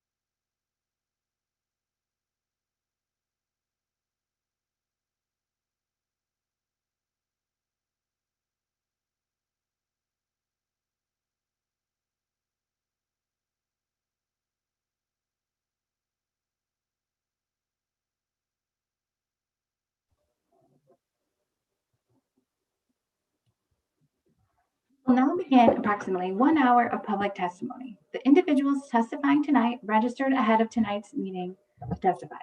As a reminder to tonight's testifiers, this hearing is recorded and is being live streamed. Each individual will have 3 minutes to testify to the commission. To ensure the maximum amount of the members of the public can address the commission members will not be answering any questions or providing any comments following individuals' testimony. This is a similar practice that legislative committees such as the Legislative for Joint Finance follows. Finally, as a reminder, if any members of the public would like to provide feedback or comments to the commission at any point throughout the tenure of the People's Maps Commission initiative, you are encouraged to submit written comments to the public comment form that is available on wisconsin.gov/peoplesmaps. We are now going to begin the public testimony with our first individual, who is Deborah Patel from the 6th Congressional District. Deborah? Thank you. My name is Deborah Patel, and I live in a Milwaukee North Shore village called River Hills. I was a Whitford plaintiff and plan to submit written comments describing my legislative maps and community of interest. Tonight, I want to thank you for the important work you are doing, and to do so by sharing a family story I find myself drawn to again and again about representation. In May of 1776, one of my ancestors, a man from Morris County named Joseph Beach, voted to send representatives to New Jersey's first constitutional convention. I have a transcript of the polling list. It contains the names of 692 voters from the county and who they voted for. Within days, the chosen representatives joined others from New Jersey. They voted out the royal governor, voted for independence, and prepared for war. They ratified the state's first constitution 2 days before the Declaration of Independence was signed. Joseph Beach spent the next 5 years fighting for that independence. To think that in May of 1776, my ancestor went to a polling place and voted, and that his vote mattered, moves me. His vote was an exercise in representative democracy, one that led to a demand for representative democracy. Indeed, the question of representation was at the very heart of the conflict between the colonies and England. America's founding generation demanded a direct line between citizens and those who represented them. Thomas Paine called it common sense. The legislative part of government would be managed by a select number chosen from the whole body, who have the same concerns at stake as those who have appointed them. A war was fought, a nation was born, a national federation of states, each a republic. As Webster's first dictionary pronounced in 1828, and still today, a republic is a government in which the exercise of power is lodged in representatives chosen by the people. That is why the United States Constitution begins with "we the people," why the very first article of Wisconsin's Constitution says that governments derive their just powers from the consent of the governed. Representation matters. You have seen and heard, and lawsuits have proven, that partisan gerrymandering has made a mockery of the word representation in Wisconsin. I want to thank you for working to resurrect our rights: the right to be heard, the right to participate, the right to hold elected officials accountable, to be represented. These rights are as woven into the American and Wisconsin flags as any threads that hold those flags together. Long ago, Joseph Beach defended Betsy Ross's flag. Today, you defend our flags. I hope when you next see those flags, you remember this story with my heartfelt thanks. Thank you. The next individual is Calvin Potter from the 6th Congressional District. Calvin? Oh, Calvin, you're muted. You're muted. It's okay. Oh, you remuted yourself. Oh, there we go. Oh, and it's playing popcorn with you. There we go. All right, good. Right. I'm Cal Potter from Sheboygan Falls. I'm going to speak from personal experience, having been in the legislature, 16 years in the assembly, 8 years in the state senate, as well as I'm a member of the Common Cause in Wisconsin board, who have long supported nonpartisan commission like the Iowa plan to draw districts. I ran in Sheboygan area, for example, after the 70, 80, and 90 census, and the courts at that time drew the maps, and they did it in a nonpartisan manner. They maintained community of interest. And what changed in 2010 was a dramatic change in the districts that I used to represent.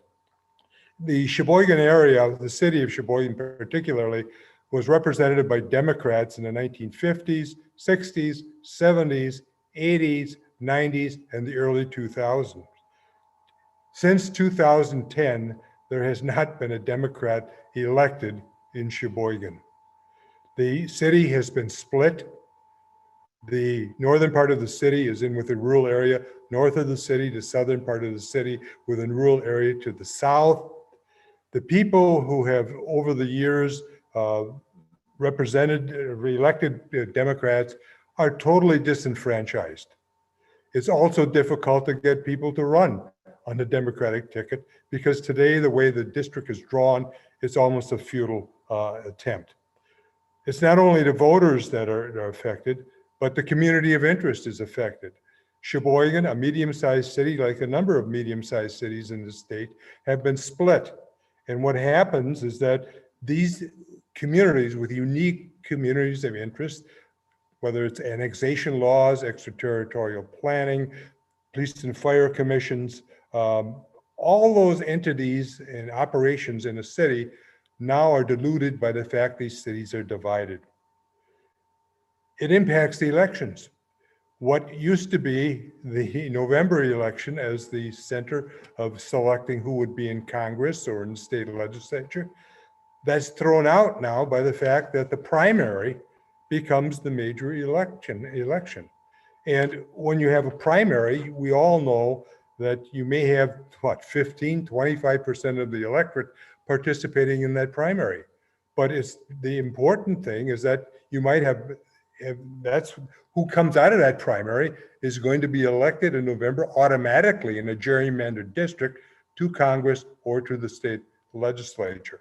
It is totally outrageous to think that someone who might in a multi-candidate, low turnout primary get 40% of the vote then becomes almost a congressman or the state legislator or the state senator. It is just unbelievable that this could occur in a democracy, but it does. I would be willing to bet if we would go down to Georgia and look at Marjorie Greene's district, you would see she came out of such a primary situation. And the people who gave the standing ovation to her in the caucus probably also came through that situation as well. So gerrymandering districts, the candidates don't have to listen to the people. They listen to the political bosses because they're afraid of a primary.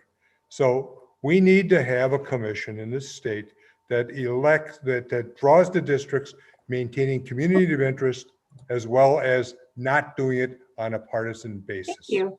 Thank you. Thank you, sir. Thank you. The next individual we have is David Faust from the 6th Congressional District. David? Hi, my name is David Faust. I am from Poynette in Western Columbia County, and thank you for allowing me to speak before you. So there is an incorrect assumption that gerrymandering more negatively impacts the party being gerrymandered out of power in a given district. I'm here to tell you that assumption is wrong. I'm here to tell you the tale of two Republican parties. One is a party of pragmatic conservatism. The other is a party of rigid ideology. The story the residents of the 6th Congressional District have been able to watch play out in stark detail. Congressman Glenn Grothman got his start in state politics. Before he was an adversary of the left, he was an adversary to pragmatic Republicans. Grothman didn't stop at state senate, however, and went on to challenge Congressman Tom Petri, the epitome of a pragmatic conservative. I remember this story well, and it has stuck with me because Congressman Petri had conservative proposals he was putting forward to help alleviate the student loan debt crisis. Grothman challenged Petri for the 6th CD seat in the partisan primary in 2014. Petri promptly retired. With him went any chance for conservative solutions for the student loan debt crisis. Congressman Grothman now sits safe in his 6th CD seat, a seat so gerrymandered for Republican advantage that a pragmatic conservative has no chance in a partisan primary. More recently, I became involved in a race to fill the seat vacated by State Senator Luther Olson in Senate District 14. Joan Ballweg, an assemblywoman and the party establishment's choice, received endorsements all around. She had a primary challenger for the Republican nomination in the form of small business owner Ken Van Dyke from Scandinavia, Wisconsin. Mr. Van Dyke was a candidate who served in local office at the county board level for many years. He is also a pragmatic conservative with a desire to solve problems. To put it bluntly, Mr. Van Dyke cares. I agreed to help him with his candidacy in Senate District 14 in a low-budget, long-shot bid to upset the establishment. Unfortunately for us, the COVID-19 pandemic waylaid the campaign and robbed Mr. Van Dyke of his primarily door-to-door strategy. In his place was essentially an email and word-of-mouth campaign in our respective areas within the district. In the end, Mr. Van Dyke won his home area of Waupaca County and pulled off a win in the village of Poinette, where I reside. District-wide, he managed to garner nearly a third of the Republican primary vote on virtually no budget. I feel that our district would be better served by a pragmatic conservative like Mr. Van Dyke going to Madison, a candidate with strong local connections and little loyalty to the establishment, a candidate who would put people over party loyalty. This was not to be, thanks in no small part to gerrymandering and the establishment candidate advantage it provided in such a large district with so many disparate communities of interest. I think we need to ask ourselves, Democrat, Republican, and Independent, who gerrymandering really serves. It is not the people, it is not even a particular political party. It simply serves the establishment and the status quo. It stifles dissent from within a given party as well as from without. The only winners are those already winning, and they don't much need or care for the rest of us. Thank you, commissioners, for your time. Thank you, sir. The next individual is Patty Herman from the 6th Congressional District. Patty? Hello, my name is Patty Herman, and I live in Lodi, which is in the 6th CD. I have a PhD in child and family studies, and I'm retired from a career that focused on supporting child and family well-being. When I sat down to write out this testimony, I thought I'd address my concern about lack of action by our gerrymandered legislator on policy issues that affect children and families. And there are plenty of them, including expansion of Medicaid and the Affordable Care Act. But as I started to think about it, I realized that my biggest concern is not about lack of attention to any specific issues by the party that's currently in the majority and who gained that majority through a blatantly unfair redistricting process. My concern is the lack of responsiveness to a multitude of issues by those who are in the majority of the legislature. I contact my elected officials on a regular basis about issues that are concerning to me. What stands out for me, though, is that even as I make the call or write the email, I usually feel a sense of hopelessness and helplessness, a feeling that my communication is going into a black hole and not going to get any attention.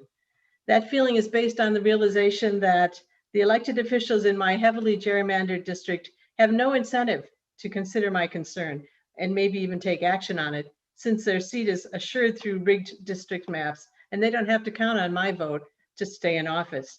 To say it's disheartening is a huge understatement. I continue to make these contacts because for me, doing nothing is not an option. But I worry when I hear from other people who say they don't bother to make contact with their elected officials because they don't think it makes a difference. And I worry even more when people tell me that they aren't going to vote because they don't think their vote makes a difference. As a chief election inspector in my community, I hold each vote to be really of the utmost importance. And hearing people say they're not going to vote concerns me greatly. I believe in the idea of a representative democracy where we, the people, elect those who will represent our interests in the legislature. Through gerrymandering, we have moved away from a representative democracy and are left with elected officials who are more concerned about representing the interests of their political party and their donors than the voters. I commend the People's Maps Commission for the very important work you're doing, and I look forward to a day when our legislators come into office through a fair voting process and actually work to support the well-being of the people they were elected to serve. Thank you. The next individual is Ruth Price from the 6th Congressional District. Ruth? Hi, thank you very much. I appreciate your time. I am from Hardyville, Wisconsin in the 6th District. And for 35 years, I voted in the 2nd Congressional District. And then I was moved into the 6th. I wouldn't have a problem being moved if there was a population change, if the population had been distributed differently, but that wasn't the case. I was moved because my representative chose our county because it was very safe for them. And that's the only reason that I now vote in the 6th district. My representative doesn't care what I think. I contact him by email at least once a week, and I get garbage back from him. He doesn't care what I think. He doesn't care what anyone like me thinks. He's already been told how to vote, what to think. And I have a real problem with the fact that I was moved simply because my neighbors would vote for him and didn't care that I wouldn't. Basically, that's the only reason I'm here, and I would like to see a change. Thank you for your time and your attention. Thank you. Have a good evening. The next individual we have is Moira Yost from the 6th Congressional District. Hi, my name is Moira Yost from Manitowoc County. Its population is approximately 79,000 with about 50,500 registered voters. The need for nonpartisan redistricting of maps is clear. As a result of partisan gerrymandering, the Republicans control 63 legislative seats, but received less than 45% of the statewide vote. In December of 2019, 14 of 25 Manitowoc County Board Supervisors voted to place an advisory referendum on the ballot reading, quote, should the Wisconsin Legislature create a nonpartisan procedure for the preparation of legislative and congressional districts, plans, and maps. A few days later, County Executive Bob Ziegelbauer, a former assemblyman, vetoed the resolution, stating in part, quote, this is a partisan proposal, a feel-good resolution. The resolution doesn't describe a real choice. It more describes the ideal. A truly nonpartisan commission is not realistic in the current political environment. This is a waste of taxpayer dollars. Maybe $2,000 isn't so much in comparison to our budget and other expenses, but it is a significant amount to our individual taxpayers. If we ignore this waste of money, where does it stop? End quote. The $2,000 cost to put the referendum on the ballot amounted to less than 4 cents per registered voter.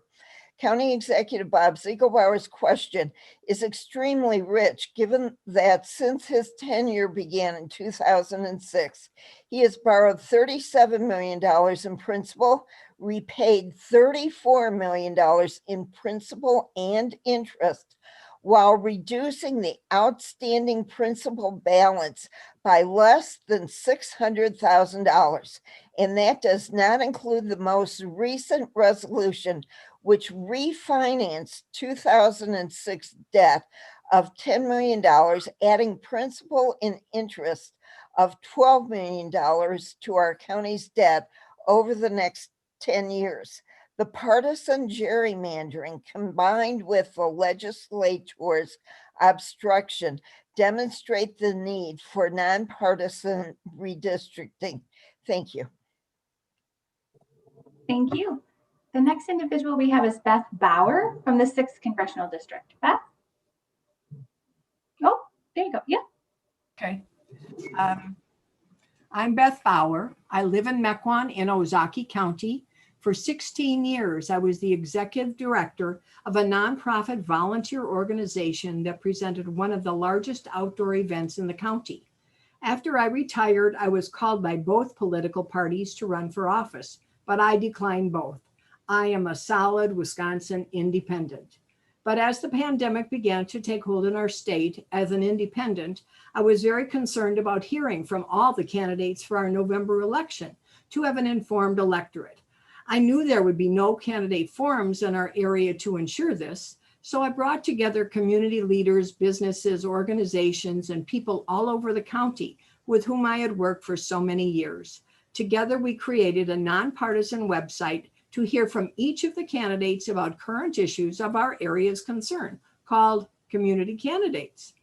But when we contacted our current legislators to participate and to respond to their own constituents' questions, we either got no response at all, we were totally ignored, or one said that I don't want to respond because it will validate my opponent who has no political record. Heaven forbid we should hear from our legislators on our issues of concern before we vote. We did hear from their opponents. Because of the partisan maps, our legislators here are in a very safe district where they don't have to be responsive to us. This is the legislative culture created by partisan drawn maps, unresponsive legislators. They're safe regardless of what they do. My Mequon community, the largest in Ozaukee County, was deliberately cut in two by our partisan legislator, and then further mutilated and spread over 4 different counties where we have absolutely no connection whatsoever, all in order to ensure their secure seats and jobs. This will continue unless something is done to give us fair representative maps. In addition, we, the taxpayers, have been forced to pay millions of dollars in legal fees as our legislature and political parties fight each other in court for these unrepresentative maps and partisan causes, while our legislators can stay home for 8 months collecting their paychecks from us. The sides have already started to lawyer up for the next round. What a waste and in-your-face total disrespect for the taxpayers' dollars. As a concerned independent, we, the residents in our 24th Assembly District, are being cheated out of actual community representation, responsive and responsible legislators, and respect for taxpayers who pay their salaries. Our Assembly District was not drawn to represent us for the benefit of our community, but it was drawn to maintain their safe districts for those in power. We have been spread so thin that our community is lost. We had no input or voice representation of our community. This is not the representative government in which I was raised and we taught and we had in Wisconsin. Thank you very much. Thank you. Have a good evening. The next individual we have is Louise Mollinger from the 6th Congressional District. Louise? Good evening. I live in the city of Port Washington in Ozaukee County. I live in the southeasternmost corner of this district, and the whole of my city and county sit within that district. I'm a retired physical therapist and a Marquette University graduate. I grew up on the southwest edge of the city of Milwaukee and have lived in Wisconsin most of my life. I currently love this walkable community of 11,000 where I live. I am lucky enough to be able to walk to my church and my library and walk less than a mile to see the sunrise over Lake Michigan, or watch the charter fishing boats bring in huge salmon on summer evenings. I'm also able to easily get onto I-43 and be in Milwaukee in 25 minutes to see my daughter, or before COVID, go to a play at the Milwaukee Rep Theater, see a Marquette basketball game, or watch a kite festival along the Milwaukee lakefront. This actually is my community of interest, and it crosses county lines. Like Lake Michigan and Interstate 40, with Lake Michigan and Interstate 43 being important landmarks within that community. I know that what I've just described is very important to many people because any day of the week, just about any time of day, there is a lot of traffic going both north and south within these boundaries. I'd like to see the natural resources of Wisconsin considered as a community of interest, especially Lake Michigan and the communities within the water basins that drain into it. Our precious rivers and Great Lakes are threatened, and those of us who live downstream do care. Little Ozaukee County includes 3 assembly districts. All of these assembly districts cross county lines. The incumbents have felt no need to appear in candidate forums in front of their own constituents, even with good opponents from the other party. When I reached out to my assembly representative, inviting him to participate in a candidate forum 2 years ago, he refused, calling me too partisan because he knew I had attended a listening session by his opponent. As long as I've lived in Ozaukee County, my state legislators and US representative have been of the political party for which I don't usually vote. That's not the issue. The issue is the absolute unresponsiveness to matters I care about and their open disdain for our two-party system. They have supported gaveling in and gaveling out on issues that I and many Wisconsinites care about. My US congressional representative has faced some strong opponents too, but he doesn't feel a need to participate in forums here either. Over the past 4 years, every e-letter from my US congressional representative suggests that his role in Washington, D.C. is to defend the executive branch when it is in his party and demonize the colleagues even in his own legislative branch when they are of the opposing party. This is loyalty to party, not responsiveness to voters. In closing, I support transparency in the redistricting process. I support an independent commission. We can achieve nonpartisan voting maps if we prohibit the use of incumbent addresses and the use of voting patterns or any political demographics in the redistricting process. We have to stop using taxpayer dollars and the judicial system to rig the maps and then try to defend them. I thank the commission for your time and this opportunity. Thank you. Have a good evening. The next individual is Deborah Bears from the 6th Congressional District. Deborah? Oh, you're muted. You're muted. Take your time. Okay. Good evening. I'm Deborah Byers, and I live in Columbia County. I'm a retired financial professional. I've been interested in good government and politics since I was a little girl. And I moved to Wisconsin in 1977, near the beginning of my career, after completing a master's degree in public finance. I chose Wisconsin because of its reputation for good government and clean politics. I worked for the state of Wisconsin for 10 years in increasingly responsible public budgeting and finance positions, and I loved it here. Sadly, Wisconsin is no longer a beacon of good government and fair politics. And I attribute much of the decline to gerrymandering that occurred in 2011. Elected officials no longer even bother to listen to the preferences and concerns of their constituents because they've been guaranteed re-election by the gerrymandered maps that define their districts. Political parties now call the shots because they, in effect, own the districts. Elected representatives owe their allegiance not to their constituents, but to the party bosses and deep pockets of dark money. Even if they personally disagree with the party position, elected representatives dare not vote their conscience. The opinions of individual constituents like me are irrelevant, and I have to laugh out loud whenever I email my congressman, my state senator, my state assemblyman, and I'm asked to verify that it is I who is not the robot before I can hit send.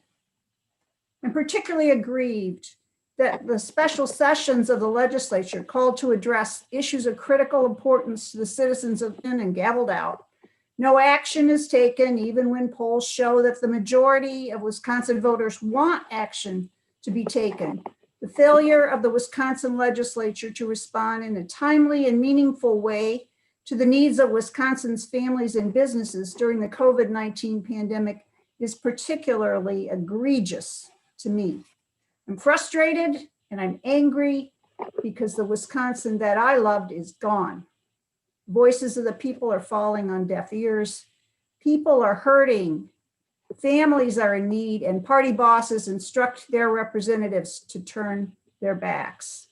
I'm asking that this commission give the people of Wisconsin a chance to be heard again by giving us fair maps. Fair means not allowing political demographic data to be used to draw the district lines to benefit one party over another. Fair means not parsing municipalities into multiple electoral districts to marginalize groups of voters. And fair means that the maps be drawn in the full light of public scrutiny and comment. I thank you for listening, and I appreciate the important work that you've undertaken. Good night. Thank you. The next individual is Nancy Long-Kunde from the 6th Congressional District. Nancy? Good evening.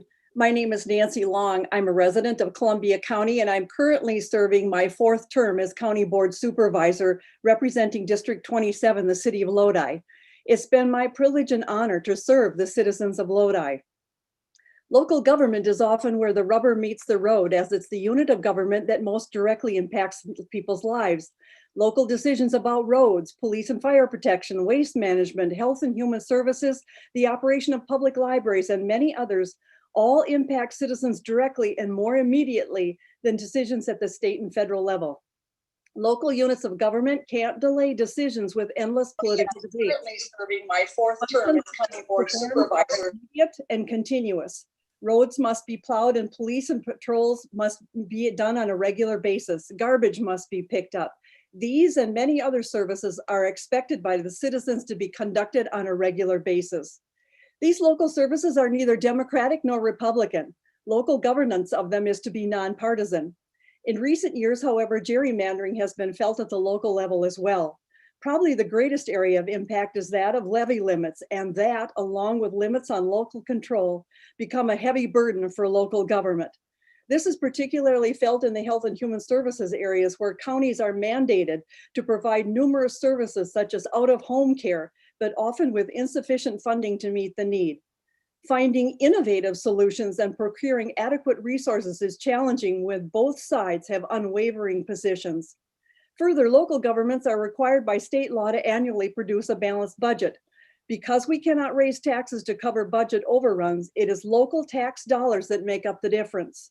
Local budgets have become tighter and tighter, and local priorities and initiatives are nearly impossible to address because of the burden of levy limits. The response to the COVID-19 pandemic is also illustrative of the impact of gerrymandering at the local level. With little or no guidance, often conflicting guidance, as the governor's office and the legislature are in constant battle over such things as mask mandates, local governments are left on their own to determine responses, which have led to a patchwork of approaches to the pandemic, as if the disease respects city, county, or town boundaries. The Wisconsin Counties Association passed a resolution in support of nonpartisan process for redistricting. Many counties have passed similar resolutions because they've recognized the impact of gerrymandering on the operation of local government. We need fair maps for good government at all levels and to encourage active citizen participation in our democracy. Thank you so much for the work you're doing. Thank you for allowing me to share my comments with you this evening. Thank you and good evening. Thank you. Have a good night. The next individual is John Binder from the 6th Congressional District. John? Can everybody hear me? Yes, we can hear you. Yes, John Binder from Plymouth. We're right in the center of Sheboygan County, and we're the hometown of our governor, Evers, who created this wonderful Fair Maps Commission. And I thank all of you for the work that you're doing on this.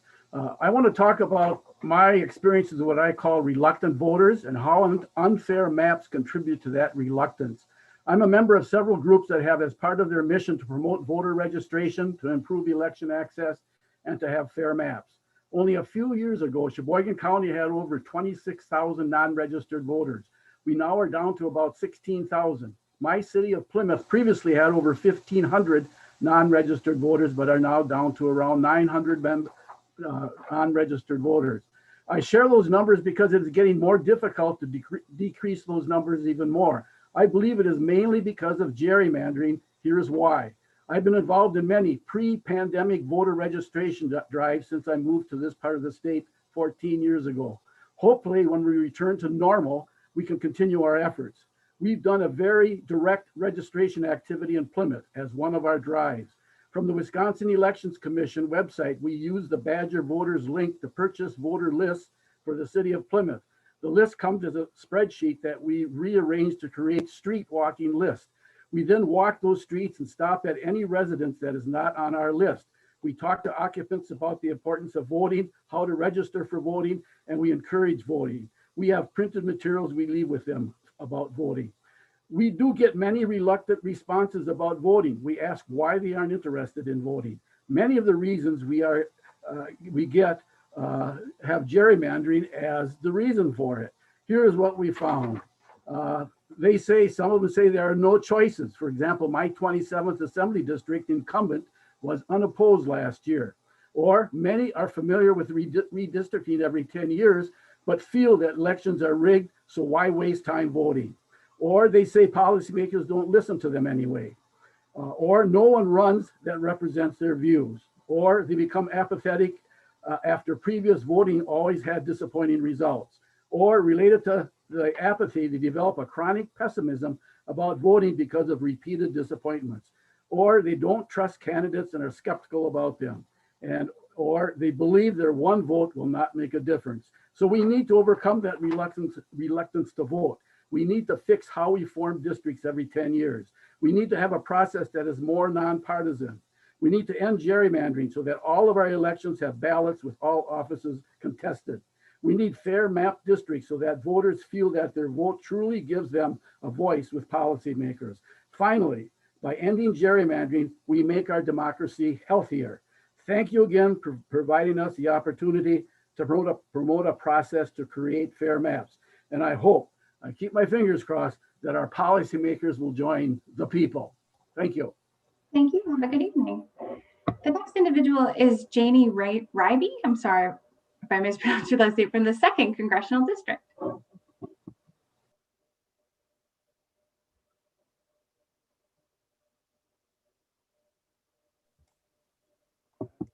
Good evening.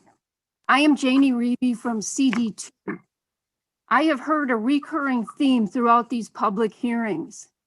The people of Wisconsin are not being heard, are disregarded, and the phrase consent of the governed has no meaning. The people are silenced, we are ignored, we are not considered as part of the equation, and we are not getting what we want. We all know how the district maps were drawn 10 years ago, in secret. I have learned that communities of interest were not even considered.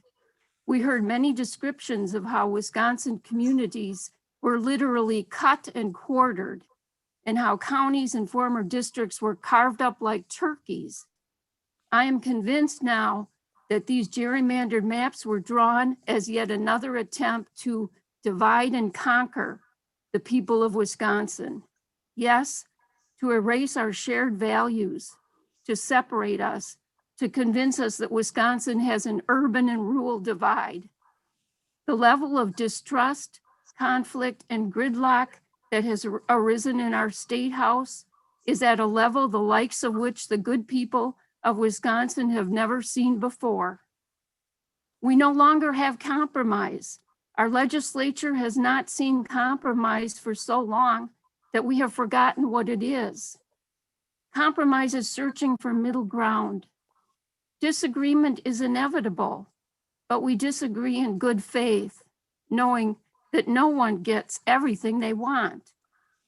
Different views are heard and debated respectfully.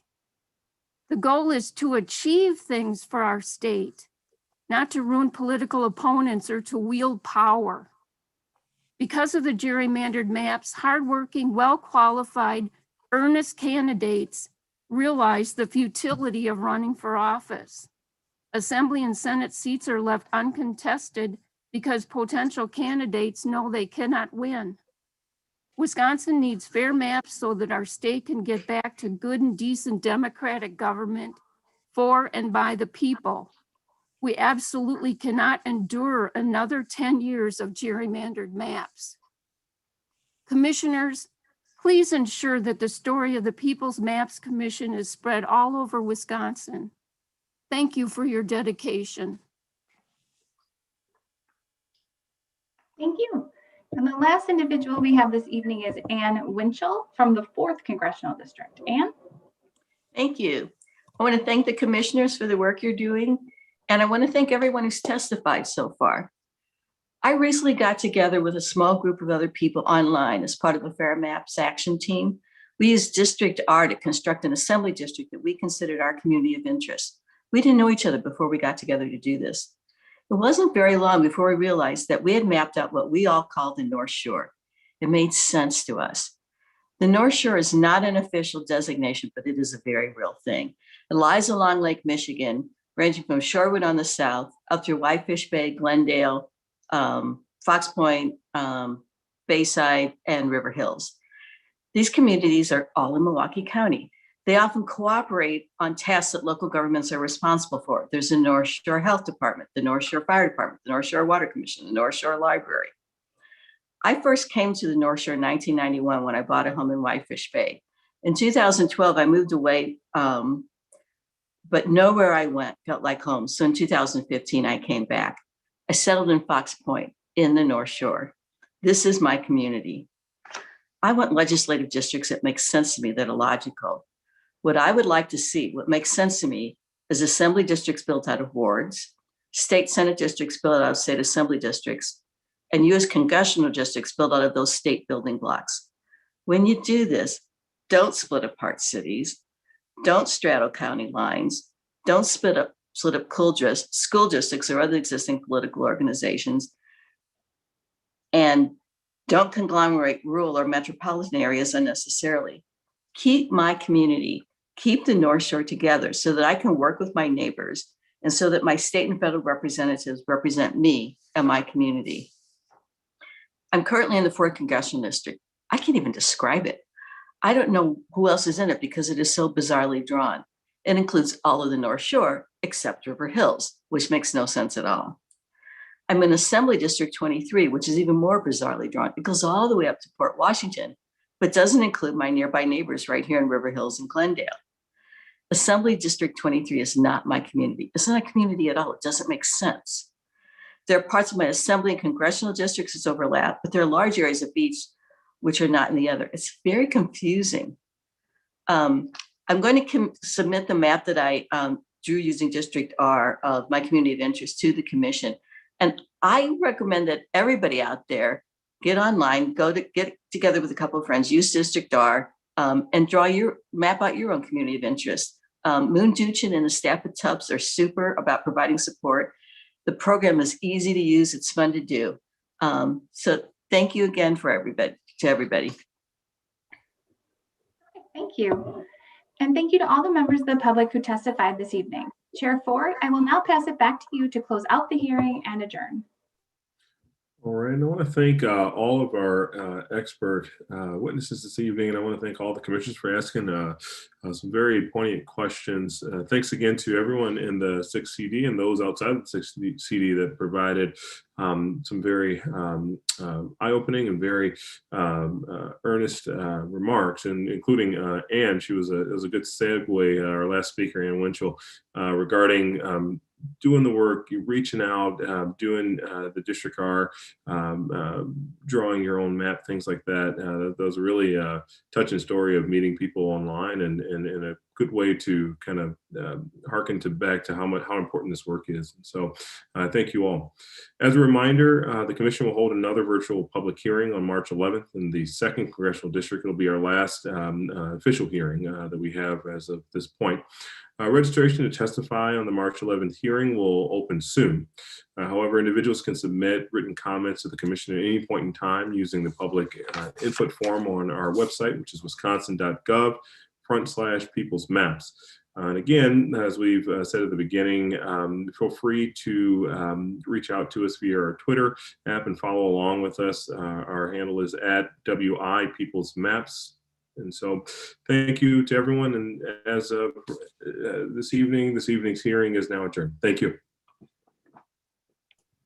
Thank you. Thank you. Good night. See ya. All right, thanks everyone.